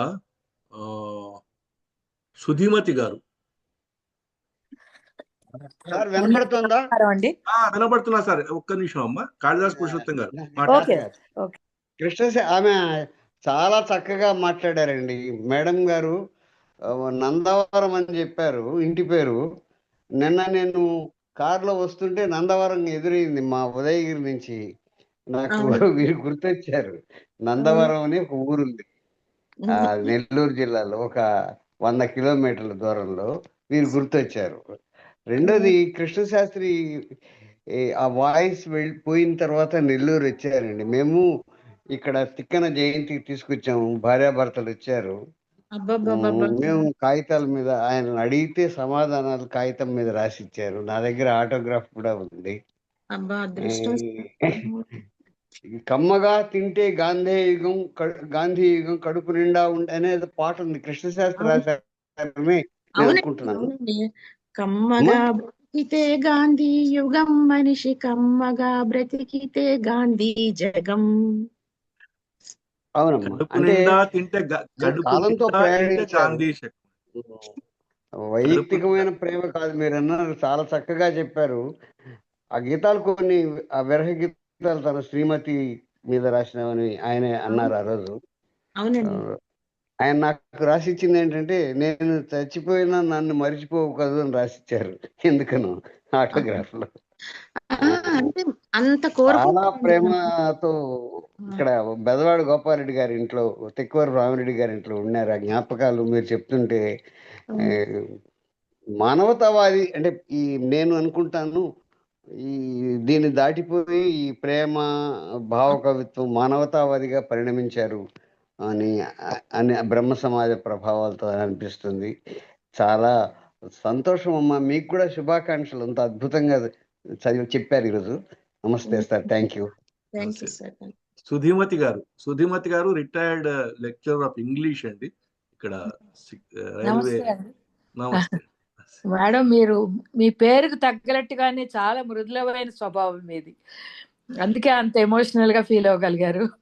అసలు కృష్ణశాస్త్రి గారిని పట్టుకున్నారంటేనే ఆ సాఫ్ట్ నేచర్ ఉంటేనే అది అర్థం చేసుకోగలుగుతారు. కృష్ణశాస్త్రి గారి కవితలు నాకు కూడా చాలా ఇష్టం. ముఖ్యంగా మీరు మొదలు పెడుతూనే రామచరణంతో మొదలు పెట్టారు. నాకు చాలా ఫేవరెట్ సాంగ్ అది. ఒకసారి మేము మా ఫ్రెండ్స్ తోటి అయోధ్య వెళ్ళినప్పుడు ఒక 7-8 సంవత్సరాలు అయింది అనుకుంటా. మందిరంలో కూర్చుని ఇంకా తెరవలేదు, పూజారి గారు రాలేదు. అందుకని మా ఫ్రెండ్ నేను కూర్చుని ఇదే పాట పాడుకుంటున్నాం, రామచరణం రామచరణం. అయితే అక్కడికి ఒక ఆయన యూపీ సైడ్ చాలా పల్లెటూరు నుంచి ఒక పెద్ద ఆయన 70 ఏళ్ళ ఆయన వచ్చాడు. ఆయనకి తెలుగేమి రాదు. ఆయనకి అర్థమైందల్లా రామశబ్దం ఒకటి అర్థమైంది. అయితే ఆయన అడిగాడు మమ్మల్ని మీనింగ్ ఏంటి అని. అంటే రామచరణం రామచరణం రామచరణం మాకు శరణం అని మీనింగ్ చెప్పారు. ఇంకంతేనండి. ఆ 2 లైన్లు పట్టుకుని ఆయన పాడుతూనే ఉన్నాడు. ఎన్ని ట్యూన్లు కడుతున్నాడో మేము అనుకున్నాం ఈయన వెళ్ళి భజన చేయించేస్తాడు ఈ రామచరణం ఒక 2 లైన్లు పట్టుకుని అని. అలాగా ఇక్కడ వాళ్ళనైనా సరే అది అలా ఆకట్టుకునేటటువంటి కవితలు వారివి. అసలు ఎంత నేను మర్చిపోలేను అనమాట. నాకు అయోధ్య గుర్తురాగానే ఆ ముసలైన మొహం గుర్తొస్తుంది. ఆ చరణం శరణం 2 కదా పదాలు, అంతే, ఇంకేం లేవు. ఆ చరణం శరణం పట్టుకున్నాడు ఆయన. ఇంకా మిగతా పాట ఏం అడగలేదు, వినలేదు. ట్యూన్లు కడుతున్నాడు, పాడుతున్నాడు, ట్యూన్లు కడుతున్నాడు, పాడుతున్నాడు. ఇంక మేము పాట ఆపేసి ఆయన వింటూ కూర్చున్నాం. అట్లాగా ఎన్నో పాటలు పద్యాలు చాలా గుర్తు చేశారు. ముఖ్యంగా మనం మిస్ అవుతున్నటువంటి ప్రేమతత్వం అనేది ఎంత అవసరమో, ప్రేమ ఎంత అవసరమో దాని ఆవశ్యకతని రోజు రోజుకి అసలు ప్రేమ అంటే అర్థం కూడా తెలియకుండా పోతోంది. అవునండి. అసలు ప్రేమ అంటే ఏమిటి అనేది కూడా తెలియకుండా పోతోంది. చాలా సంకుచితం అయిపోయిందండి. ఆ సంకుచితంలో కూడా నిస్సారం అయిపోయిందండి. నిస్సారం అదే. చాలా బాగా చెప్పారు, చాలా బాగా అడిచింది. Thank you very much. Doctor Muralidhar garu. Sir, good evening sir. Mridula madam చాలా చక్కగా కృష్ణశాస్త్రి గారి గురించి చెప్పినారు. రఘుకుమార్ గారికి మాలాంటి వాళ్ళకందరికి కూడా విద్యార్థి దశలో ఒక రకమైన డివిజన్ అనేది ఉండేది. శ్రీశ్రీ ప్రపంచం బాధ అంతా శ్రీశ్రీ బాధ, తన బాధ అంతా కూడా లోకం బాధ అని చెప్పేసి కృష్ణశాస్త్రి గారి గురించి. దాని తర్వాత అంటే ఇప్పుడు ఎన్టీఆర్, ఏఎన్ఆర్ మధ్య సంఘాలోళ్ళు ఏ రకంగా ఉండేటోళ్ళు, అట్లా ఈ వామపక్ష విద్యార్థి భావజాలంతో ప్రభావితమైనటువంటి మేమంతా కూడా కృష్ణశాస్త్రిని అంతకంటే ఎక్కువగా చూడలేకపోయినాము, అంతకంటే ఎక్కువగా చదవలేకపోయినాము. ప్రతి ఒక్కరికి కూడా రెండో అవకాశం వస్తుంది అనేసి అంటారు. అంటే ఒకసారి అవకాశం జారిపోయినా ఇది నేను నా రెండో అవకాశం లాగా భావిస్తున్నాను మేడం. చాలా అద్భుతంగా కృష్ణశాస్త్రి గారి గురించి, ప్రేమతత్వం గురించి మీరు చెప్పడం అన్నటువంటిది ఇది. అంటే మనం అంతా కూడా నాకు అర్థం కానటువంటి విషయం ఏమనంటే, మనల్ని ఏదో ఒక శక్తి మనం కాకుండా మనల్ని ఏమైనా ఆలోచింపజేస్తుందా? ఇప్పుడు మనం కాకుండా మార్క్సిజం మమ్మల్ని ఏమైనా ఆలోచించేటట్టు చేసిందా? ఎందుకు నాకు ఈ డౌట్ వచ్చిందంటే, మా అమ్మాయి శ్రీ చైతన్య కాలేజీలో ఇంటర్మీడియట్ లో విజయవాడలో చదివేటప్పుడు ఎవరి మామూలుగా నెలకోసారి పిల్లల్ని చూడడానికి అవకాశం ఇస్తారు. పోయినప్పుడు వాళ్ళ ఫ్రెండ్స్ తోటి కూడా మాట్లాడితే ఆ అమ్మాయిని వాళ్ళ ఫ్రెండ్ని అడిగితే ఆ అమ్మాయి ఏమని చెప్పి, నువ్వేమైతావు అమ్మాయి పెద్దగా అయిన తర్వాత అని అంటే, ఆ అమ్మాయి ఏమని చెప్పిందంటే, మామూలుగా డాక్టర్ అవుతాము అది ఇది అనేసి అనకుండా, అంకుల్ నేను అనస్థీషియాలజిస్ట్ అవుతాను, అనస్థీషియాలజిస్ట్ కూడా స్పెషలైజేషన్ వచ్చేసి కార్డియోథొరాసిక్ సర్జరీలో అనస్థీషియాలజిస్ట్ అవుతాను అనేసి అంటే, ఇంత పెద్ద పెద్ద ఆలోచనలు నీకు ఎట్లా వచ్చినాయి అనేసి అడిగినాను నేను. ఏమో అంకుల్ నాకు అట్లా అనిపించింది అని చెప్పింది. తీరా నేను ఇది చేస్తే అమెరికన్ మార్కెట్ ఎకానమీలో ఆ సబ్జెక్టుకు చాలా ఎక్కువ వాల్యూ అన్నటువంటిది డబ్బు పరంగా ఉంది. సమాజం ఆ అమ్మాయికి వాళ్ళ తల్లిదండ్రుల ద్వారా కానీ ఇంకెవరి ద్వారా కానీ ఇదైతే కానీ నీకు ఎక్కువ డబ్బులు వస్తాయి అనేది ఇదైంది. అట్లా ఎట్లయితే మార్కెట్ ఎకానమీ తోటి ఇన్ఫ్లుయెన్స్ అయ్యేటోళ్ళు ఉంటారో, సామ్రాజ్యవాదానికి వ్యతిరేకంగా జరుగుతున్నటువంటి పోరాటంలో కూడా వీళ్ళందరూ కూడా రాజా రామ్మోహన్ రాయ్ కానీ బ్రహ్మ సమాజం స్థాపించడం కానీ, కృష్ణశాస్త్రి గారు దాని నుంచి ప్రభావితం కావడం కానీ, ఇట్లాంటి ఒక పాజిటివ్ ఎలిమెంట్స్ అన్నటువంటివి ఈ రకంగా వచ్చినాయి అనేది నాకున్నటువంటి అభిప్రాయము. ఇప్పుడు ఎట్లయితే అతి తీవ్రవాదము అన్నటువంటిది, రిలీజియస్ ఫండమెంటలిజం అన్నటువంటిది ఇదైతుందో, ఇది కూడా మనల్ని ఏదో ఒక కోణంలో ప్రభావితం ఏమైనా చేస్తుందా అన్నదాని పట్ల మనం జాగృతగా ఉండాల్సినటువంటి అవసరం ఉందా అన్నది నాకున్నటువంటి ఆలోచన. ఆ రకంగా లేకపోతే మన ఇండివిజువాలిటీ మనగా కాకుండా మనం మిగలకుండా ఉండిపోయేటువంటి ప్రమాదం అనేది ఉంది. ఏదేమైనా కానీ సరే, యూనివర్సల్ ప్రేమతత్వము అంటే జీసస్ క్రైస్ట్ దగ్గర నుంచి, బుద్ధుడి దగ్గర నుంచి కృష్ణశాస్త్రి గారు దాన్ని చాలా అద్భుతంగా తన కాలంలో ముందుకు తీసుకొని పోవడము అన్నటువంటిది, these are all universal principles అన్నటువంటిది నాకు అనిపిస్తున్నటువంటిది మేడం. ఈ కొన్ని విషయాలు షేర్ చేసుకోవడానికి అవకాశం కల్పించినటువంటి మీకు, అవధానం రవికుమార్ గారికి, మిగతా మిత్రులకి అందరికి కూడా ధన్యవాదాలు తెలియజేస్తున్నాను. Thank you. Thank you.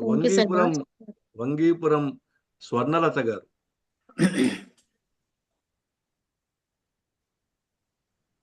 నమస్కారం సార్ అందరికి. మేడం మృదుల మేడం గారు, సుధుమతి గారు చెప్పినట్టు నమస్కారం అండి. చాలా చక్కగా చెప్పారు. ఇంతకుముందే సుధుమతి గారు చెప్పినట్టు మృదుత్వం అంటే మాటలో మృదుత్వం, మీ మనసులో మృదుత్వం, మీరు చేసిన ప్రెజెంటేషన్ లో కూడా మృదుత్వం. నిజంగా అంటే మీరు ఎమోషన్ అవ్వడం కాదు, మాకు కూడా మీరు ఆ టైంలో మీరు చెప్తుండగా మేము కూడా ఆ ఎమోషనల్ ని ఫీల్ అయ్యాము. అంటే అంత చాలా చక్కగా చెప్పారు. ఇవాళ నాకైతే ఆద్యంతం చాలా ఆసక్తికరంగా ఉంది మీ యొక్క స్పీచ్ అంతా. అంటే నేను ఈ కొత్తవి కూడా విన్నాను. మీరు ఇదే బ్రహ్మ, అబ్రహం, ఇబ్రహీం అని చెప్పారు చూడండి. బ్రహ్మ సమాజం వారి యొక్క ఇది నేను ఇంతకుముందు ఎక్కడా వినలేదు. ఇది కొత్తతనంగా అనిపించింది. ఇంకా అసలు ముందు అదే ఇప్పుడు ఈ ముక్తేశ్వర గారు చెప్పినట్టు కూడా మనకి అదే ప్రేమ అనే దాన్ని ఏ విధంగా, ఏ కోణంలో మీరు ఇలా చెప్పడం, అంటే సమాజానికి ఇప్పుడు కూడా ఎప్పటికీ అది కావాల్సింది సమాజానికి. దాంతో మార్పు ఎలా తీసుకురావాలి, ప్రేమతో ఎంత మార్పు తీసుకురావచ్చు అని కొన్ని ఉదాహరణతో కూడా మీరు చెప్పడం జరిగింది. నాకు ఒక చిన్నది, నేను ఒక టెక్స్ట్ బుక్ డెవలప్మెంట్ వర్క్ లో నేను చాలా ఇన్వాల్వ్ అయినాను మేడం. నాకంటే కృష్ణశాస్త్రి గారిది ఈ అంశాలు, ఈ కవితలు, ఈ కథలు ఖచ్చితంగా పిల్లలకి ఈనాడు కూడా అందజేయాలి అనే లిస్ట్ ఏమైనా మీరు తయారు చేసి ఇస్తే మాకు బాగుంటుంది. అలాంటి ఏమైనా ప్రయత్నం చేస్తుంటే, అంటే ఎప్పటికీ కూడా అది ఎవర్ గ్రీన్ గా ఉన్న కొన్ని రచనలు ఉంటాయి ఆయనవి, అలాంటివి పిల్లలకి అంటే నేను మీరు చెప్తుంటేనే ఇప్పుడు మీరు మీరు మనసారా ఏడవనివ్వరు అయినా ఏమాయే దుఃఖం నుండి బయటపడదామంటే, అంటే డిప్రెషన్ పోయిన వాడికి ఖచ్చితంగా ఈ మాటలు చాలా విలువైనది.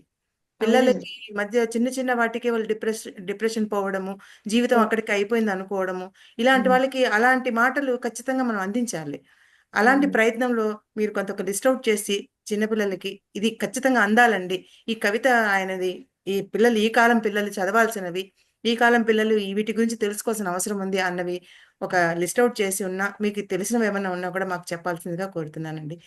ఈరోజు చాలా సంతోషం మిమ్మల్ని ఇలా చూడడము, ఇలా మీ మాటలన్నీ వినడము చాలా సంతోషంగా ఉంది. ధన్యవాదాలు మేడం. మధుసూదన్ రావు గారు. మధుసూదన్ రావు గారు.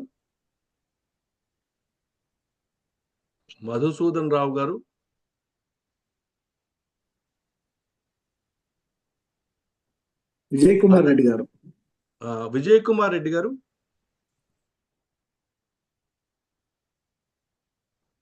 హలో సార్ చెప్పండి. మృదుల గారు, చాలా సంతోషం అండి, చాలా చక్కగా చెప్పారు. మీ ప్రసంగము ఎలా ఉందంటే సాహిత్య నందనవనంలో కృష్ణశాస్త్రి గారి కవిత పరిమళాలు వెదజల్లారు మీరు. మీరు చాలా ప్రేమ మూర్తులుగా ఉన్నారు. దివ్యాంగుల పట్ల చాలా అభినందనీయులు. మరి మీ సున్నితమైన హృదయం మాకు ఎన్నో కవితలు మీరు రాస్తారని అనిపిస్తోంది.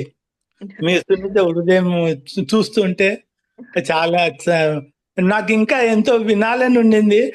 కొద్దిగా నేను అంతగా ఇంకా వింటానేమో అని ఆశగా వింటూనే ఉన్నాను. కొద్దిగా త్వరగా ముగించినట్టు అనిపించింది, కానీ అట్లా కాదు. చాలా సంతోషం అండి. కృష్ణశాస్త్రి గారు చాలా గ్రేట్ పోయెట్, అండ్ మన తెలుగులో వారు ఒక పెద్ద పిల్లర్ ఆఫ్ సాహిత్యం. చాలా సంతోషం అండి. Thank you. Do Aankhen Barah Haath picture నిజంగా నేను చూశాను.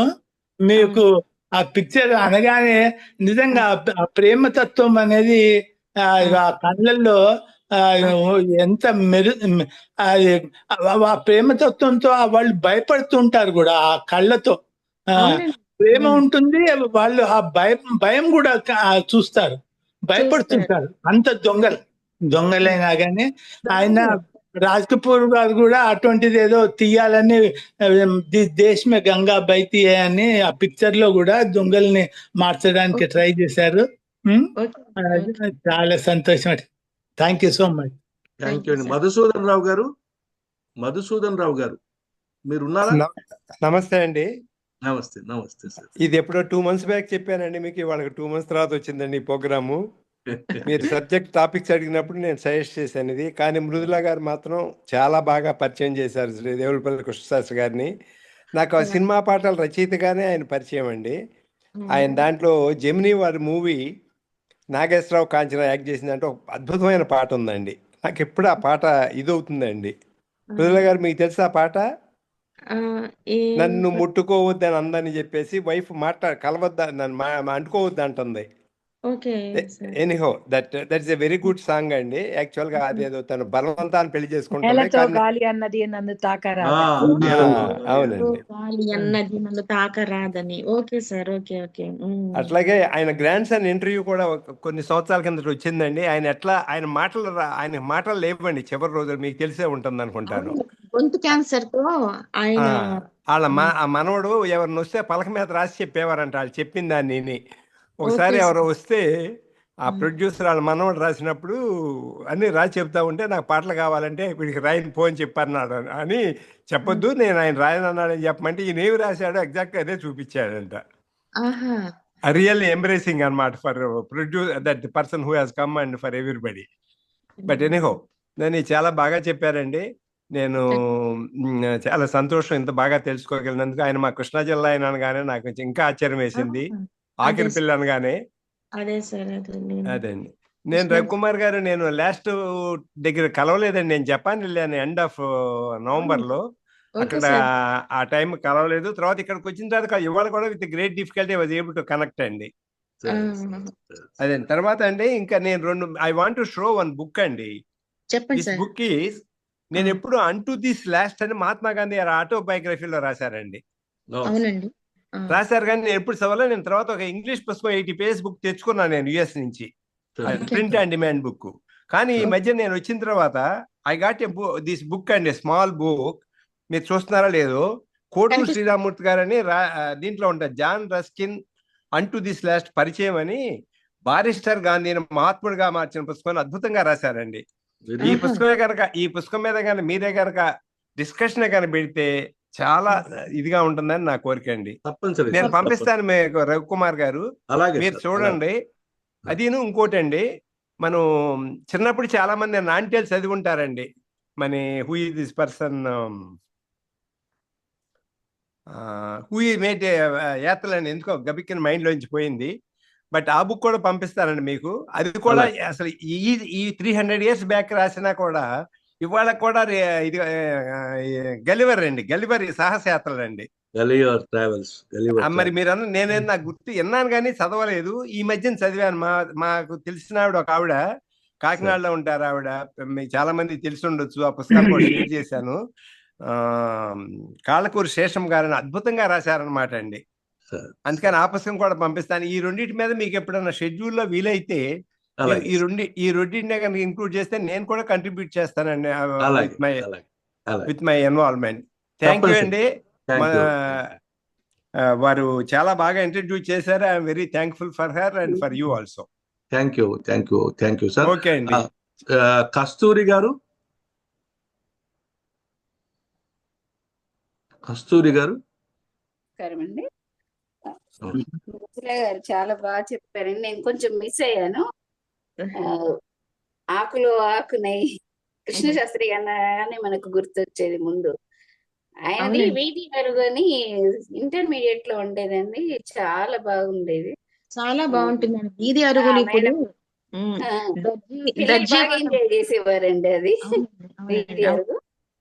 అసలు ఆహ్వానం అని ఉంటుంది కదండి. అసలు ఆయన భావకవిత్వానికి మొక్కటం లేని రాజు గారు. అంతే, మొక్కటం మనం పెట్టక్కర్లా, అంతేనండి. ఆయన అదే అండి. చాలా అద్భుతంగా ఉందండి మేడం గారు. ధన్యవాదాలండి. Thank you. డాక్టర్ కేవీఎస్ గారు, రవికుమార్ గారికి. కేవీఎస్ గారు మాట్లాడగలిగే పొజిషన్ లో ఉన్నారా మీటింగ్ లో డాక్టర్ కేవీఎస్ గారు? నేను మధ్య మధ్య అన్నాను, పూర్తిగా వినలేకపోయాను నేను. Sir sir sir sir sir పూర్తిగా వినలేకపోయాను, మధ్య మధ్యలో విన్నాను, సార్ కానీ సార్ మొత్తం అంతా విన్నాను కానీ పూర్తి కాన్సన్ట్రేట్ చేయలేకపోయాను. పర్లేదు పర్లేదు, మీరు మీటింగ్ లో ఉన్నారు, గమనించాను నేను. Doctor Pandu garu, doctor K Pandu, doctor Pandu Kantekar గారు,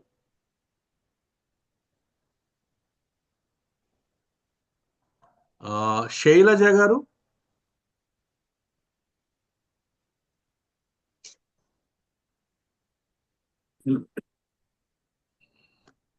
ప్రసూన గారు, నమస్తే సార్. నమస్తే. నమస్తే మేడం. నమస్తే చాలా అండి. నమస్తే మేడం. చాలా మీరు మొదట రామ నామస్మరణతో ప్రారంభించి చాలా కృష్ణశాస్త్రి గారి గురించి చాలా విషయాలు చెప్పి ఎమోషనల్ గా చెప్పి మమ్మల్ని ఏకాగ్రతలో వినేలా చేశారు. చాలా చాలా థ్యాంక్ యూ. బోడా వెంకట రత్నం గారు,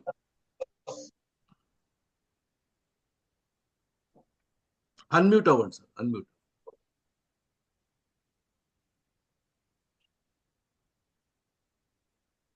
వెంకటరత్న గారు అన్మ్యూట్ అవ్వాలి, మీరు అన్మ్యూట్ అవ్వలేదు.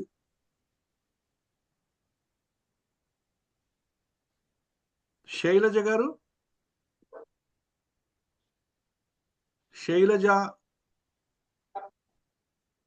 సార్ మీరు అన్మ్యూట్ అవ్వట్లేదు వెంకటరత్నం గారు.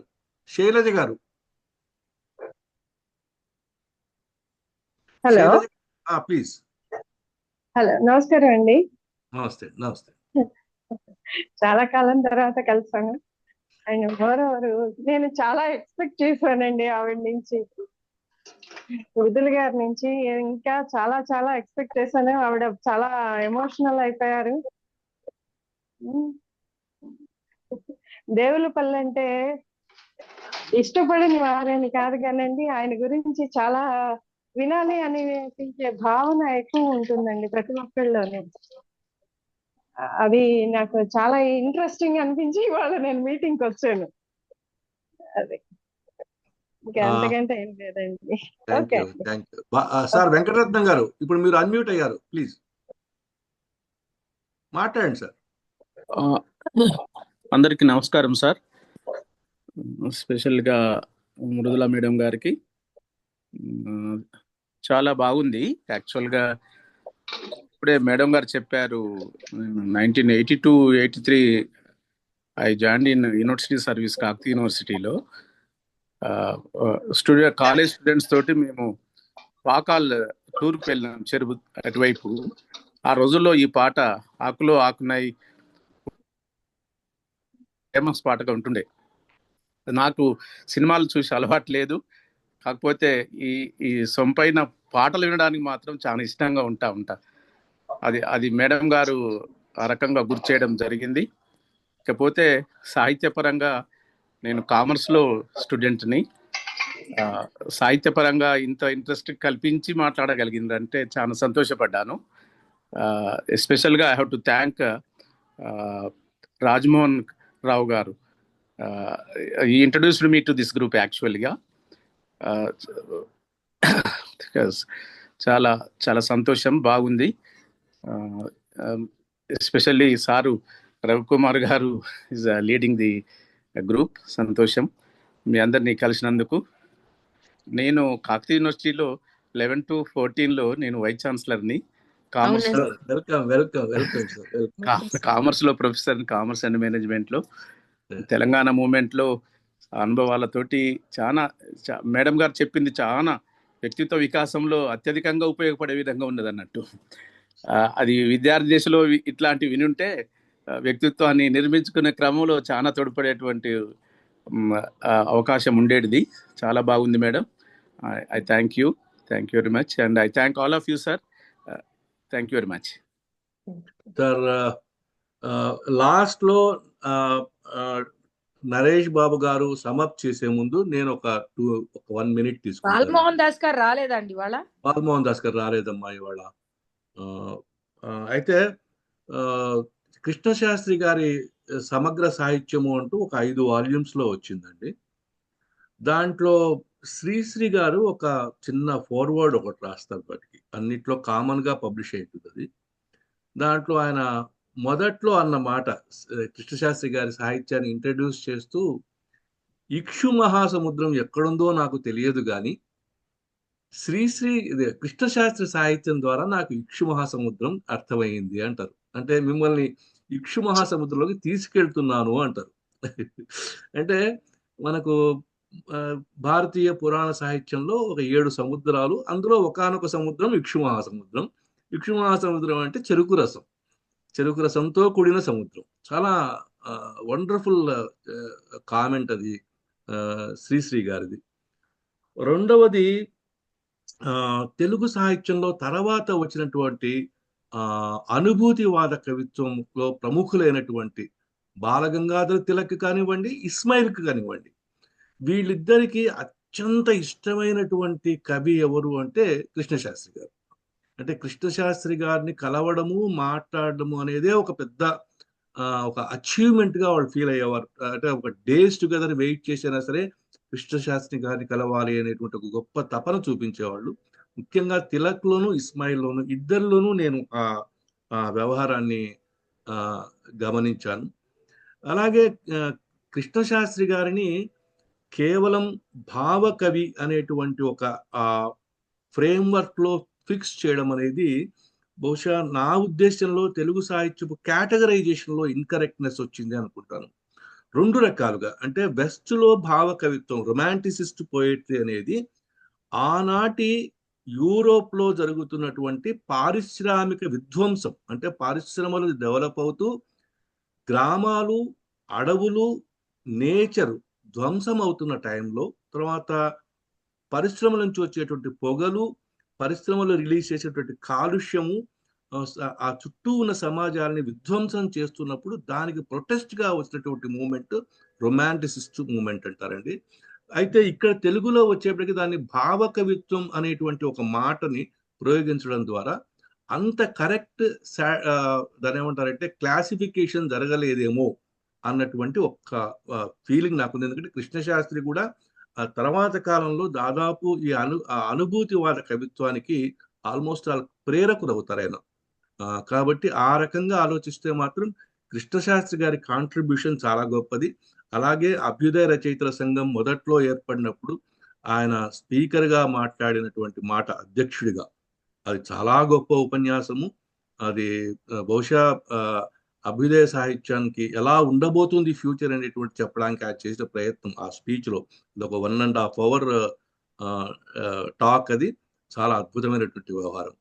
ఇక మధ్యలో మిస్ అయినాడు మా కృష్ణమోహన్ ఒకరు. కృష్ణమోహన్ ఏమైనా మాట్లాడతావా? ఎందుకంటే ఫైనల్ గా డాక్టర్ నరేష్ బాబు గారు సమాప్తి చేస్తారు ఇష్యూని. అవునవునవునవునవును. ఈ రోజు టాక్ చాలా బాగా మాట్లాడారండి. అది మీ ఫ్లో కూడా చాలా బాగుంది. చాలా చక్కగా మాట్లాడారు, హృదయంతో మాట్లాడారు. అందులో కొంతమంది గురించి మాట్లాడాలంటే ఏమి మాట్లాడకపోయినా బానే ఉంటుంది, తక్కువ మాట్లాడినా బానే ఉంటుంది, మాట్లాడలేకపోయినా బానే ఉంటుంది. అలాంటి కవులలో వీరొకరు. మల్లీశ్వరి సినిమా చాలు, ఘంటసాల, భానుమతి వీరు రాసిన పాటలను వారిద్దరు పాడడము, వాళ్ళు దానికి ఒక విలువనివ్వడం కానీ చాలా గొప్పగా పాడడం జరిగింది. ఎంతో పాపులర్ అయిన సాంగ్స్ అవన్నీ కూడా చాలా కళ్ళకు అత్తుకునే సాంగ్స్. ఆ పాటలు వింటుంటే కూడా మనకి హృదయ విదారకంగా ఉంటుంది. అది మన కన్నీళ్ళే వచ్చేస్తాయి. మనసున మల్లెల మాలలుగెనే, కన్నుల వెన్నెల డోలలుగెనే, ఎంత హాయి ఈ రేయి నిండెనో, ఎన్ని నాళ్ళకి బ్రతుకు పండెనో. అలాంటి సాంగ్స్ ఎంత గొప్పగా రాయడం కానీ, అలాగే పాడడం కానీ, అలాగే కరుణశ్రీ పాటలు కూడా, కుంతి విలాపం, ఇట్లాంటివన్నీ కూడా ఘంటసాల గారు పాడి మనకి ఎంతో దగ్గర చేర్చారు ఈ కవుల్ని. చాలా గొప్పగా మాట్లాడారండి మీరు. Thank you very much. Doctor Suhasini గారు, డాక్టర్ సుహాసిని గారు కూడా తెలుగు లెక్చరర్ అండి, మీకు పరిచయమే ఉండొచ్చు బహుశా. మృదుల మేడం గారు నమస్తే.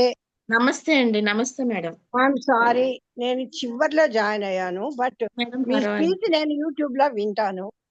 Okay Krishna madam. శాస్త్రి అంటేనే అదొక ఊహాలోకం. అవునండి.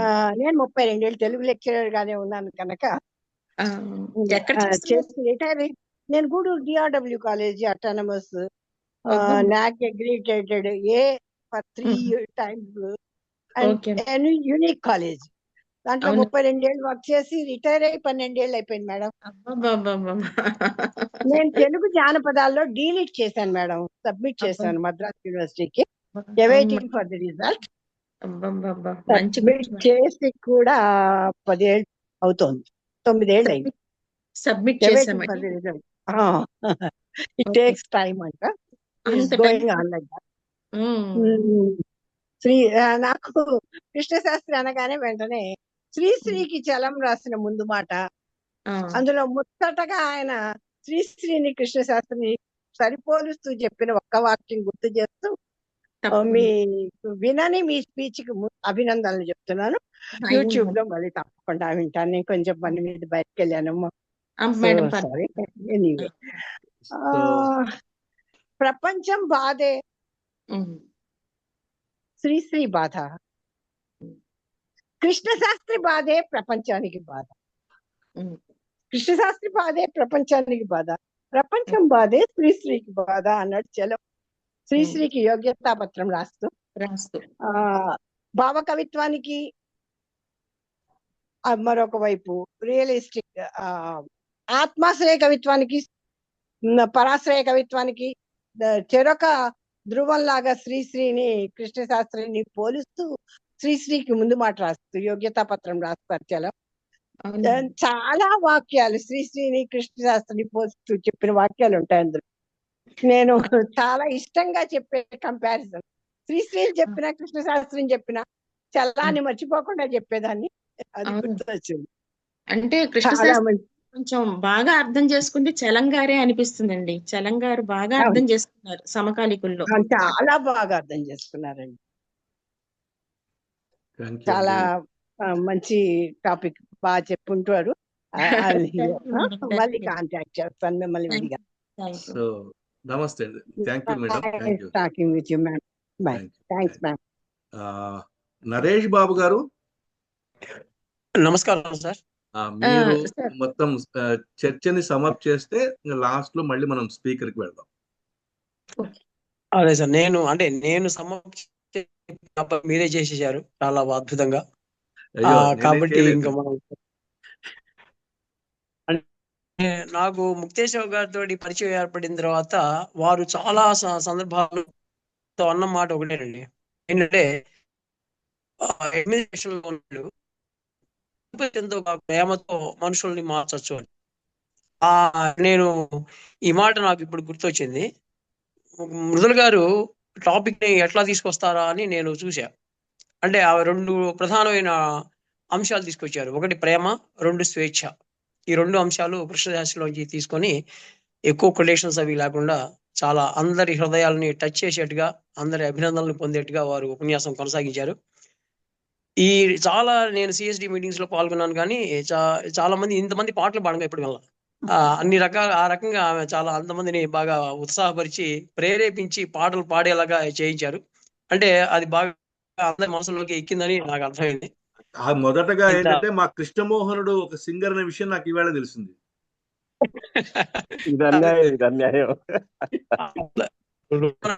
ఇప్పుడు కృష్ణశాస్త్రి గారి దగ్గర కృష్ణగానం వినిపించకపోతే ఎలాగండి?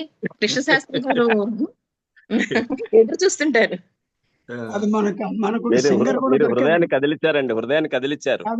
సింగర్ కూడా దొరికారు. అదే మనకు సింగర్ కూడా దొరికారు సార్. నాకు 40 ఏళ్ల పరిచయం, ఆయనతో 40 ఏళ్ల ప్లస్ పరిచయం. నాకు తెలియదు ఆయన సింగర్ అని. ఈవేళ అపరిచితులు కనిపించాడు. స్వర్ణలత కూడా ఉంది, సింగర్ స్వర్ణలత ఉంది మన గ్రూప్ లో. ఆవిడ సింగర్ గా మాకు తెలుసు, ఆవిడ పాడారు, కంపోజర్. అది కాదు, ఆవిడ సింగర్ అని మాకు తెలుసు. నీవే మాకు అసలు ఇప్పటిదాకా చూపే రుస్తుమంటాం కదా, అది నువ్వు.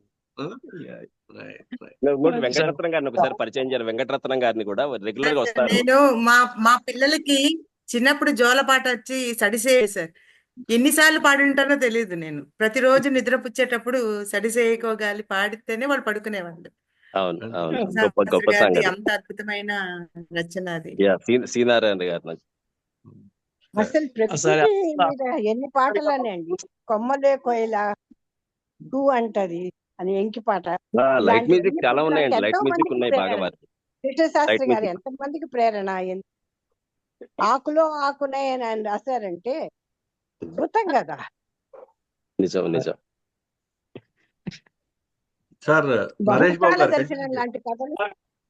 ఇంకొక చిన్న మాట అండి. ఏం లేదు, ఆయన వచన రచనలు కూడా చాలా అద్భుతంగా ఉంటాయి. ఈ తరానికి కొన్ని రచనలైన పిల్లలు చదవాల్సిన అవసరం ఉంది. అప్పుడే పుట్టి ఉండే ఇది అరుగు, కొలను కోవిల బహుకాల అని దర్శనం.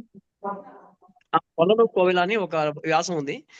అంటే కేవలం పదాల ద్వారా ఒక గ్రామీణ వాతావరణంలో మధ్యాహ్నం కూడా ఉన్న నిశ్శబ్దాన్ని ఒక పదాల ద్వారా మనం పరిచయం చేసా, ఒక అమూర్త భావాన్ని మనం ఎట్లా పరిచయం చేయగలం అనడానికి అవన్నీ కూడా చక్కటి ఉదాహరణలు. జస్ట్ వచనంలో 4-5 వాక్యాలతోటి మనల్ని ఇంకో లోకంలోకి తీసుకెళ్ళగలిగే ఒక గొప్ప రచన శక్తి వారిలో ఉంది. అట్లాంటి అద్భుతమైన విషయాలని మృదులుగా చెప్పారు. వారికి అభినందనలు తెలియజేస్తూ నేను ముగిస్తున్నానండి. Thank you. థ్యాంక్ యూ అండి. మృదుల గారు, ఇప్పుడు మీరు ఎండ్ చేస్తూ సమప్ చేస్తూ ఎండ్ చేయండి విషయాన్ని. ఏదైనా చెప్పదలుచుకున్నా, ఇంకా మిగిలిపోయి ఉన్నా, మీకు ఇప్పుడు గుర్తొచ్చినా. Okay sir. ఓకే అండి. తొందరపడ్డ కోయిల్ని కూడా గుర్తు చేసుకుందాం. ద్వారానికి తారామణి హారం, హారతి వెన్నెల కర్పూరం అంటాడు. అసలు ఆ పదానికి అర్థం తెలియక తెలుగు పండితులు చాలా కొట్టుకున్నారండి దాని మీద. ద్వారానికి తారామణి హారం, హారతి వెన్నెల కర్పూరం. అది మంచి అన్ని పాటలు అద్భుతం అండి. ఆయన ఒక్కొక్క పాట ఒక్కొక్క సాహిత్య కావ్యం అనదగినదండి. అంటే మామూలు అంటే సినిమా పాటకి ఒక కావ్య స్థాయి అంటారు చూసారా, అలాంటి కావ్య స్థాయిని అందించినటువంటి గొప్ప కవులు ఆనాటి కవులు అందరూ. ఆత్రేయ గారి పాటలు కానీ, కృష్ణశాస్త్రి రచనలు కానీ, శ్రీశ్రీ గారి కానీ అందరూ పోటాపోటీలు రాశారండి. పోటాపోటీలుగా రాశారు. సినిమా పాటలకి అంత గొప్ప వ్యక్తిత్వం ఉంటుందా, సాహితీ వ్యక్తిత్వం ఉంటుందా అనేది ఈ కాలపు పిల్లలకి తరగతి గదుల్లో చెప్పాల్సిన అవసరం ఉంటుందండి. మీరు వింటున్నవి ఈ పాటలు కాదు, ఇవి పాటలు అంటే ఇప్పటి పాటల్లో కూడా మేలైనవి మన చంద్రబోస్ గారు రాసినవి, ఇంకొకటి రాసినవి కూడా ఉన్నాయి. వీటిని కంపేర్ చేస్తూ అప్పుడప్పుడు, ఎప్పుడు కాకపోయినా అప్పుడప్పుడు వాళ్ళకు ఛందస్సు చెప్పేటప్పుడు, అలంకారాలు చెప్పేటప్పుడు ఇవి బాగా ఉపయోగపడతాయండి. ఆకాశాన ఆమణి దీపాలు ఏ ముత్తైదువులు ఉంచారో, ఈ కోనేట చూసి చుక్కలనుకుంటారు అనేది ఎంత గొప్ప భావన. కార్తీక దీపం లాంటి సినిమాలో ఇట్లాంటి పాట పెట్టడం అనేది అసలు ఈ పాట హైలైట్ గా అనిపిస్తుంది. తర్వాత ఇందాక నేను చెప్పాలనుకున్న 2-3 విషయాలండి. మనకు దూరదర్శన్ టీవీ, రేడియో తర్వాత టీవీ ఒకటి మనకు సాహిత్యాన్ని బాగా దగ్గర చేస్తుందండి. అంటే మాలాంటి వాళ్ళకి, అంటే పండిత కుటుంబంలో ఉన్న వాళ్ళకి పుస్తకాలు ముందు పరిచయం, మాకు రేడియో పరిచయం, తర్వాత టీవీ పరిచయం. పువ్వులేరి తేవేచలి పోవలె కోవెలకు, నీవలె సుకుమారములు మరి నీవలనే సుందరములు. నువ్వు పువ్వులు చెలికత్తల్ని చెబుతూ ఉంటుంది, నువ్వు పువ్వులు తీసుకురాను. పువ్వులు ద్వారం లక్ష్మి గారు ఆ రోజున ఈ పాట చాలా హైలైట్ అండి. అంటే పువ్వులు ఎలా ఉండాలి అంటే, నీవలె సుకుమారములు మరి నీవలనే సుందరములు. అంటే ఎట్లాంటి పువ్వు కావాలి అంటే, నువ్వే పువ్వు అవ్వాలి, పువ్వంత సుందరంగా ఉండాలి, పువ్వంత సుందరంగా ఉండాలి. ఈ పాటని మిథునం సినిమాలో పెట్టారండి. ఈ పాటని మిథునం సినిమాలో మన తనికెళ్ళ భరణి గారు పెట్టారు ఈ పాటని. అవునా సార్? నేను ఒక బిట్ వస్తుంది, ఆయన అదంతా తోటలో ఉంటుంది కదా సినిమా అంతా, ఎస్పి బాలసుబ్రహ్మణ్యం. అవునా సార్? అవునండి అవునండి. దేవుడికి పువ్వు పెట్టడం కాదు, మనమే పువ్వైపోవాలి, పువ్వంత సున్నితంగా ఉండాలి అనేది కవి ఆలోచన. తర్వాత చాలా బాగుంటదండి, ట్యూన్ కూడా బాగుంటుంది ఆ సాంగ్. అవును సార్. తర్వాత ఇంకో, ఎవరు నేర్పేరమ్మ ఈ కొమ్మకి ఎంత తొందరలే హరిసేవకి, పొద్దు పొడవక ముందే పూలిమ్మని. అంటే దాని డ్యూటీ. అంటే పువ్వు ఎందుకోసం వస్తుంది అంటే దేవుడి పూజ కోసమే. అట్లాగే మనిషి ఎందుకు జన్మించాడు అని అంటే ఉపయోగపడాలి, సమాజానికి ఉపయోగపడాలి. అది అంటే ఇది అంతా కవి ఎప్పుడు వాచ్యం చెయ్యడు. మనం పువ్వును చూసి నేర్చుకోవాల్సింది. అది దేవుడి పాదాల చెంతకు వెళ్ళాలని ఎట్లా అనుకుంటుందో మనము కూడా నలుగురు మెప్పు పొందేలాగా ఉండాలి అనేది కవి ఆలోచన అని అనిపిస్తూ ఉంటుంది మేడం. ఇలాంటి పాటలు తర్వాత కొమ్మ కొమ్మకో సన్నాయి కోటి రాగాలు ఉన్నాయి, గోరింక చిన్న ప్రేమ గీతాలు కూడా. ఈ ప్రేమంతా వాళ్ళ ఆవిడ్ని మనసులో పెట్టుకొని రాసినటువంటి గీతాలేనండి. అంటే ప్రేమతత్వం గురించి మనము ఈ రోజు కృష్ణశాస్త్రి గారిలో మనం ఆలోచిస్తున్నాము. ఆయన ప్రకృతి ఆరాధకుడు. సమాజం అంటే నాకు అప్పుడప్పుడు అనిపిస్తూ ఉంటుంది, ఒకప్పుడు అనిపించేది కవులు ఎందుకు ఊరికే ఈ చెట్లు ఇలా ఉన్నాయి, ఈ సూర్యోదయం ఇట్లా ఉంది, చంద్రోదయం ఇలా ఉంది, ఎందుకు ఈ వర్ణనలంతా అని ఒకప్పుడు ఏమి తెలియనప్పుడు అనుకునేదాన్ని అండి. కవులు ఆ రకంగా రాసి అది మేము పాఠాల్లో చెబుతూ ఉంటే పిల్లలకి అది ప్రకృతి మీద ప్రేమ ఏర్పడుతుంది కదా, ప్రకృతి ఆరాధన. ఈ రోజున మనం పర్యావరణ పరిరక్షణ, ప్రకృతి సంరక్షణ అని ఒక వ్యాసంగానో ఒక పాఠంగానో పెట్టి చెప్పడం కన్నా ఒక పద్యం ద్వారా వాళ్ళకి వివరించి అందులో ఉన్న మాధుర్యం చెబుతూ ఉంటే అది క్రమంగా వాళ్ళకి ప్రకృతి మీద ప్రేమ ఏర్పడుతుంది. వాళ్ళు కూడా ప్రకృతి ఆరాధకులుగా ఉంటారు కదా. అప్పుడు ఈ చుట్టూ ఉన్న సమాజాన్ని, పచ్చని బయళ్ళని వాళ్ళు ప్రేమిస్తారు, వాటిని సంరక్షిస్తారు. రాబోయే తరాలకి పచ్చిక ఎలా ఉంటుంది, పచ్చదనం ఎలా ఉంటుందో చెప్పే వాళ్ళుగా ఈనాటి పిల్లలు ఉంటారు కదా అని నాకు తర్వాత అర్థమైందండి. మొదట్లో నాకు కవులు ఇట్లాగే రాస్తారు అనుకున్నాను, కానీ దాని ప్రభావం నా మనసు మీద కూడా పడి అది చాలా అవసరం అని అనిపించిందండి. ఇవి సార్ నాకు నిజంగా కృష్ణశాస్త్రి గారిని నేను పూర్తిగా ఆవిష్కరించలేదు. నేను తీసుకున్న సమయం కూడా చాలా తక్కువ సమయంలో నేను ప్రిపేర్ అయ్యాను. పాప నరేష్ బాబు గారు నాకు చెప్పారు. నాకున్నటువంటి కొన్ని కారణాలతో నేను ఎక్కువ ప్రిపేర్ అవ్వలేకపోయాను. అప్పటికి కొంచెం మర్చిపోకుండా రాసుకోవాలి అని రాసుకున్నాను మేడం. కొంతమందికి నేను అసంతృప్తిని కలిగించాను, కానీ ఇది నాకు ఒక ప్రయత్నం లాగా ఉంది. కృష్ణశాస్త్రి గారి గురించి ఇంకా తరచి చూసి, ఇంకా ఆలోచన చేసి, ఇంకొక మంచి వ్యాసాన్ని రాయాలి అనేటటువంటి ఆలోచన నాకు కలిగిందండి. కుశలమా నీకు కుశలమేనా అని ప్రేమ గీతాలు ఇవన్నీ కూడా అట్లాంటి ప్రేమ ఈ రోజున కరువైపోతుందండి. ప్రకృతిని ఎంత ప్రేమిస్తామో అందులో సింహాలు, పులులు, పాములు ఉంటాయన్నటువంటి ఆలోచన ఎలా ఉండాలో ప్రేమిస్తూ కూడా చుట్టూ ఉన్నటువంటి ప్రేమతత్వాన్ని అర్థం చేసుకుంటూ మనం ఇతరులను ప్రేమిస్తూ మనుషుల రూపంలో ఉన్నటువంటి ఇతర ప్రాణులను కూడా మనం గుర్తించాల్సిన అవసరం ఉందేమో. మరి కృష్ణశాస్త్రి గారి ప్రేమతత్వాన్ని అంత స్వచ్ఛంగా ఈనాటి సమాజం లేదు. దాన్ని మనం ఆచి తూచి అడుగులు వేయాల్సినటువంటి అవసరం ఈనాటి యువతరానికి ఉంది అని నేను గుర్తిస్తూ ఇంకొక్క మాట చెప్పి నేను ముగిస్తాను మేడం. కృష్ణశాస్త్రి గారి బడిని, గుడిని, సెలయేరిని ఏది విడిచిపెట్టనటువంటి మా నరేష్ బాబు గారు, ఈనాటి కృష్ణశాస్త్రి, మా నరేష్ బాబు గారికి ప్రత్యేక ధన్యవాదాలు తెలియజేస్తూ ఈనాడు నాకు ఇచ్చినటువంటి అవకాశాన్ని నేను మరింత చదివే దానికి ఒక మార్గంగా వేసుకుంటానని ఆశిస్తూ ధన్యవాదాలండి. ధన్యవాదాలు. So thank you, Andy. We'll come to the end of the session for now, and we will meet once again next Friday with another topic. Thank you for your wonderful. Venkataratnam గారిని పరిచయం చేయరా? వెంకటరత్నం గారు ప్లీజ్ అటెండ్ అవుతున్నారు ఇప్పుడు. ఈ former VC Warangal university Kakatiya. Sir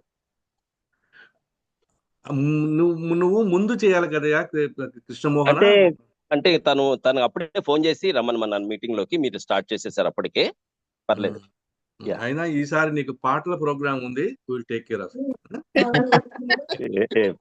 Nagarjuna university VC గారు miss అయ్యారు, ఇప్పుడు యూనివర్సిటీ మీ వీసీ గారు వచ్చారు. చాలా థ్యాంక్స్. మొత్తం మీద వీసీలు రావడం అనేది మాకు ఆనందంగా ఉంది. సో థ్యాంక్స్ అండి. Thank you all. Will end the session for today. Will meet once again next Friday. Thank you. But వీలైనంత వరకు మీ ఫ్రెండ్స్ ఎవరైనా యాడ్ చేయదలుచుకుంటే నాకు నెంబర్ ఇవ్వండి. నా నెంబర్కి will definitely communicate messages to them. అట్లాగే ఇప్పుడు వీసీ గారు అన్నారు, వారికి కూడా డైరెక్ట్ గా మెసేజ్ పంపుదాము. నంబర్ ఇస్తాను మీకు. అలాగే మనకు యాక్చువల్ గా ఈ గ్రూప్ లో దాదాపు 180 దాకా ఉన్నారండి మెంబర్స్. కానీ రెగ్యులర్ గా మనకు అటెండ్ అయ్యే వాళ్ళు మాత్రం ఒక లెస్ దాన్ 30 కనబడుతున్నారు. 20 మంది అనే చెప్పాలా.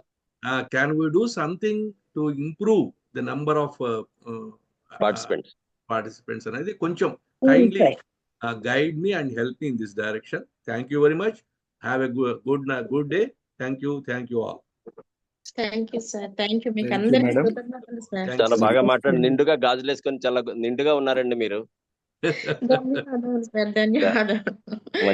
మంచిదండి. సంప్రదాయాన్ని పాటించాలి కృష్ణమోహన్ మనం. గారికి సార్, కృష్ణమోహన్ గారికి ఆయన పూనేశారు కృష్ణశాస్త్రి గారు.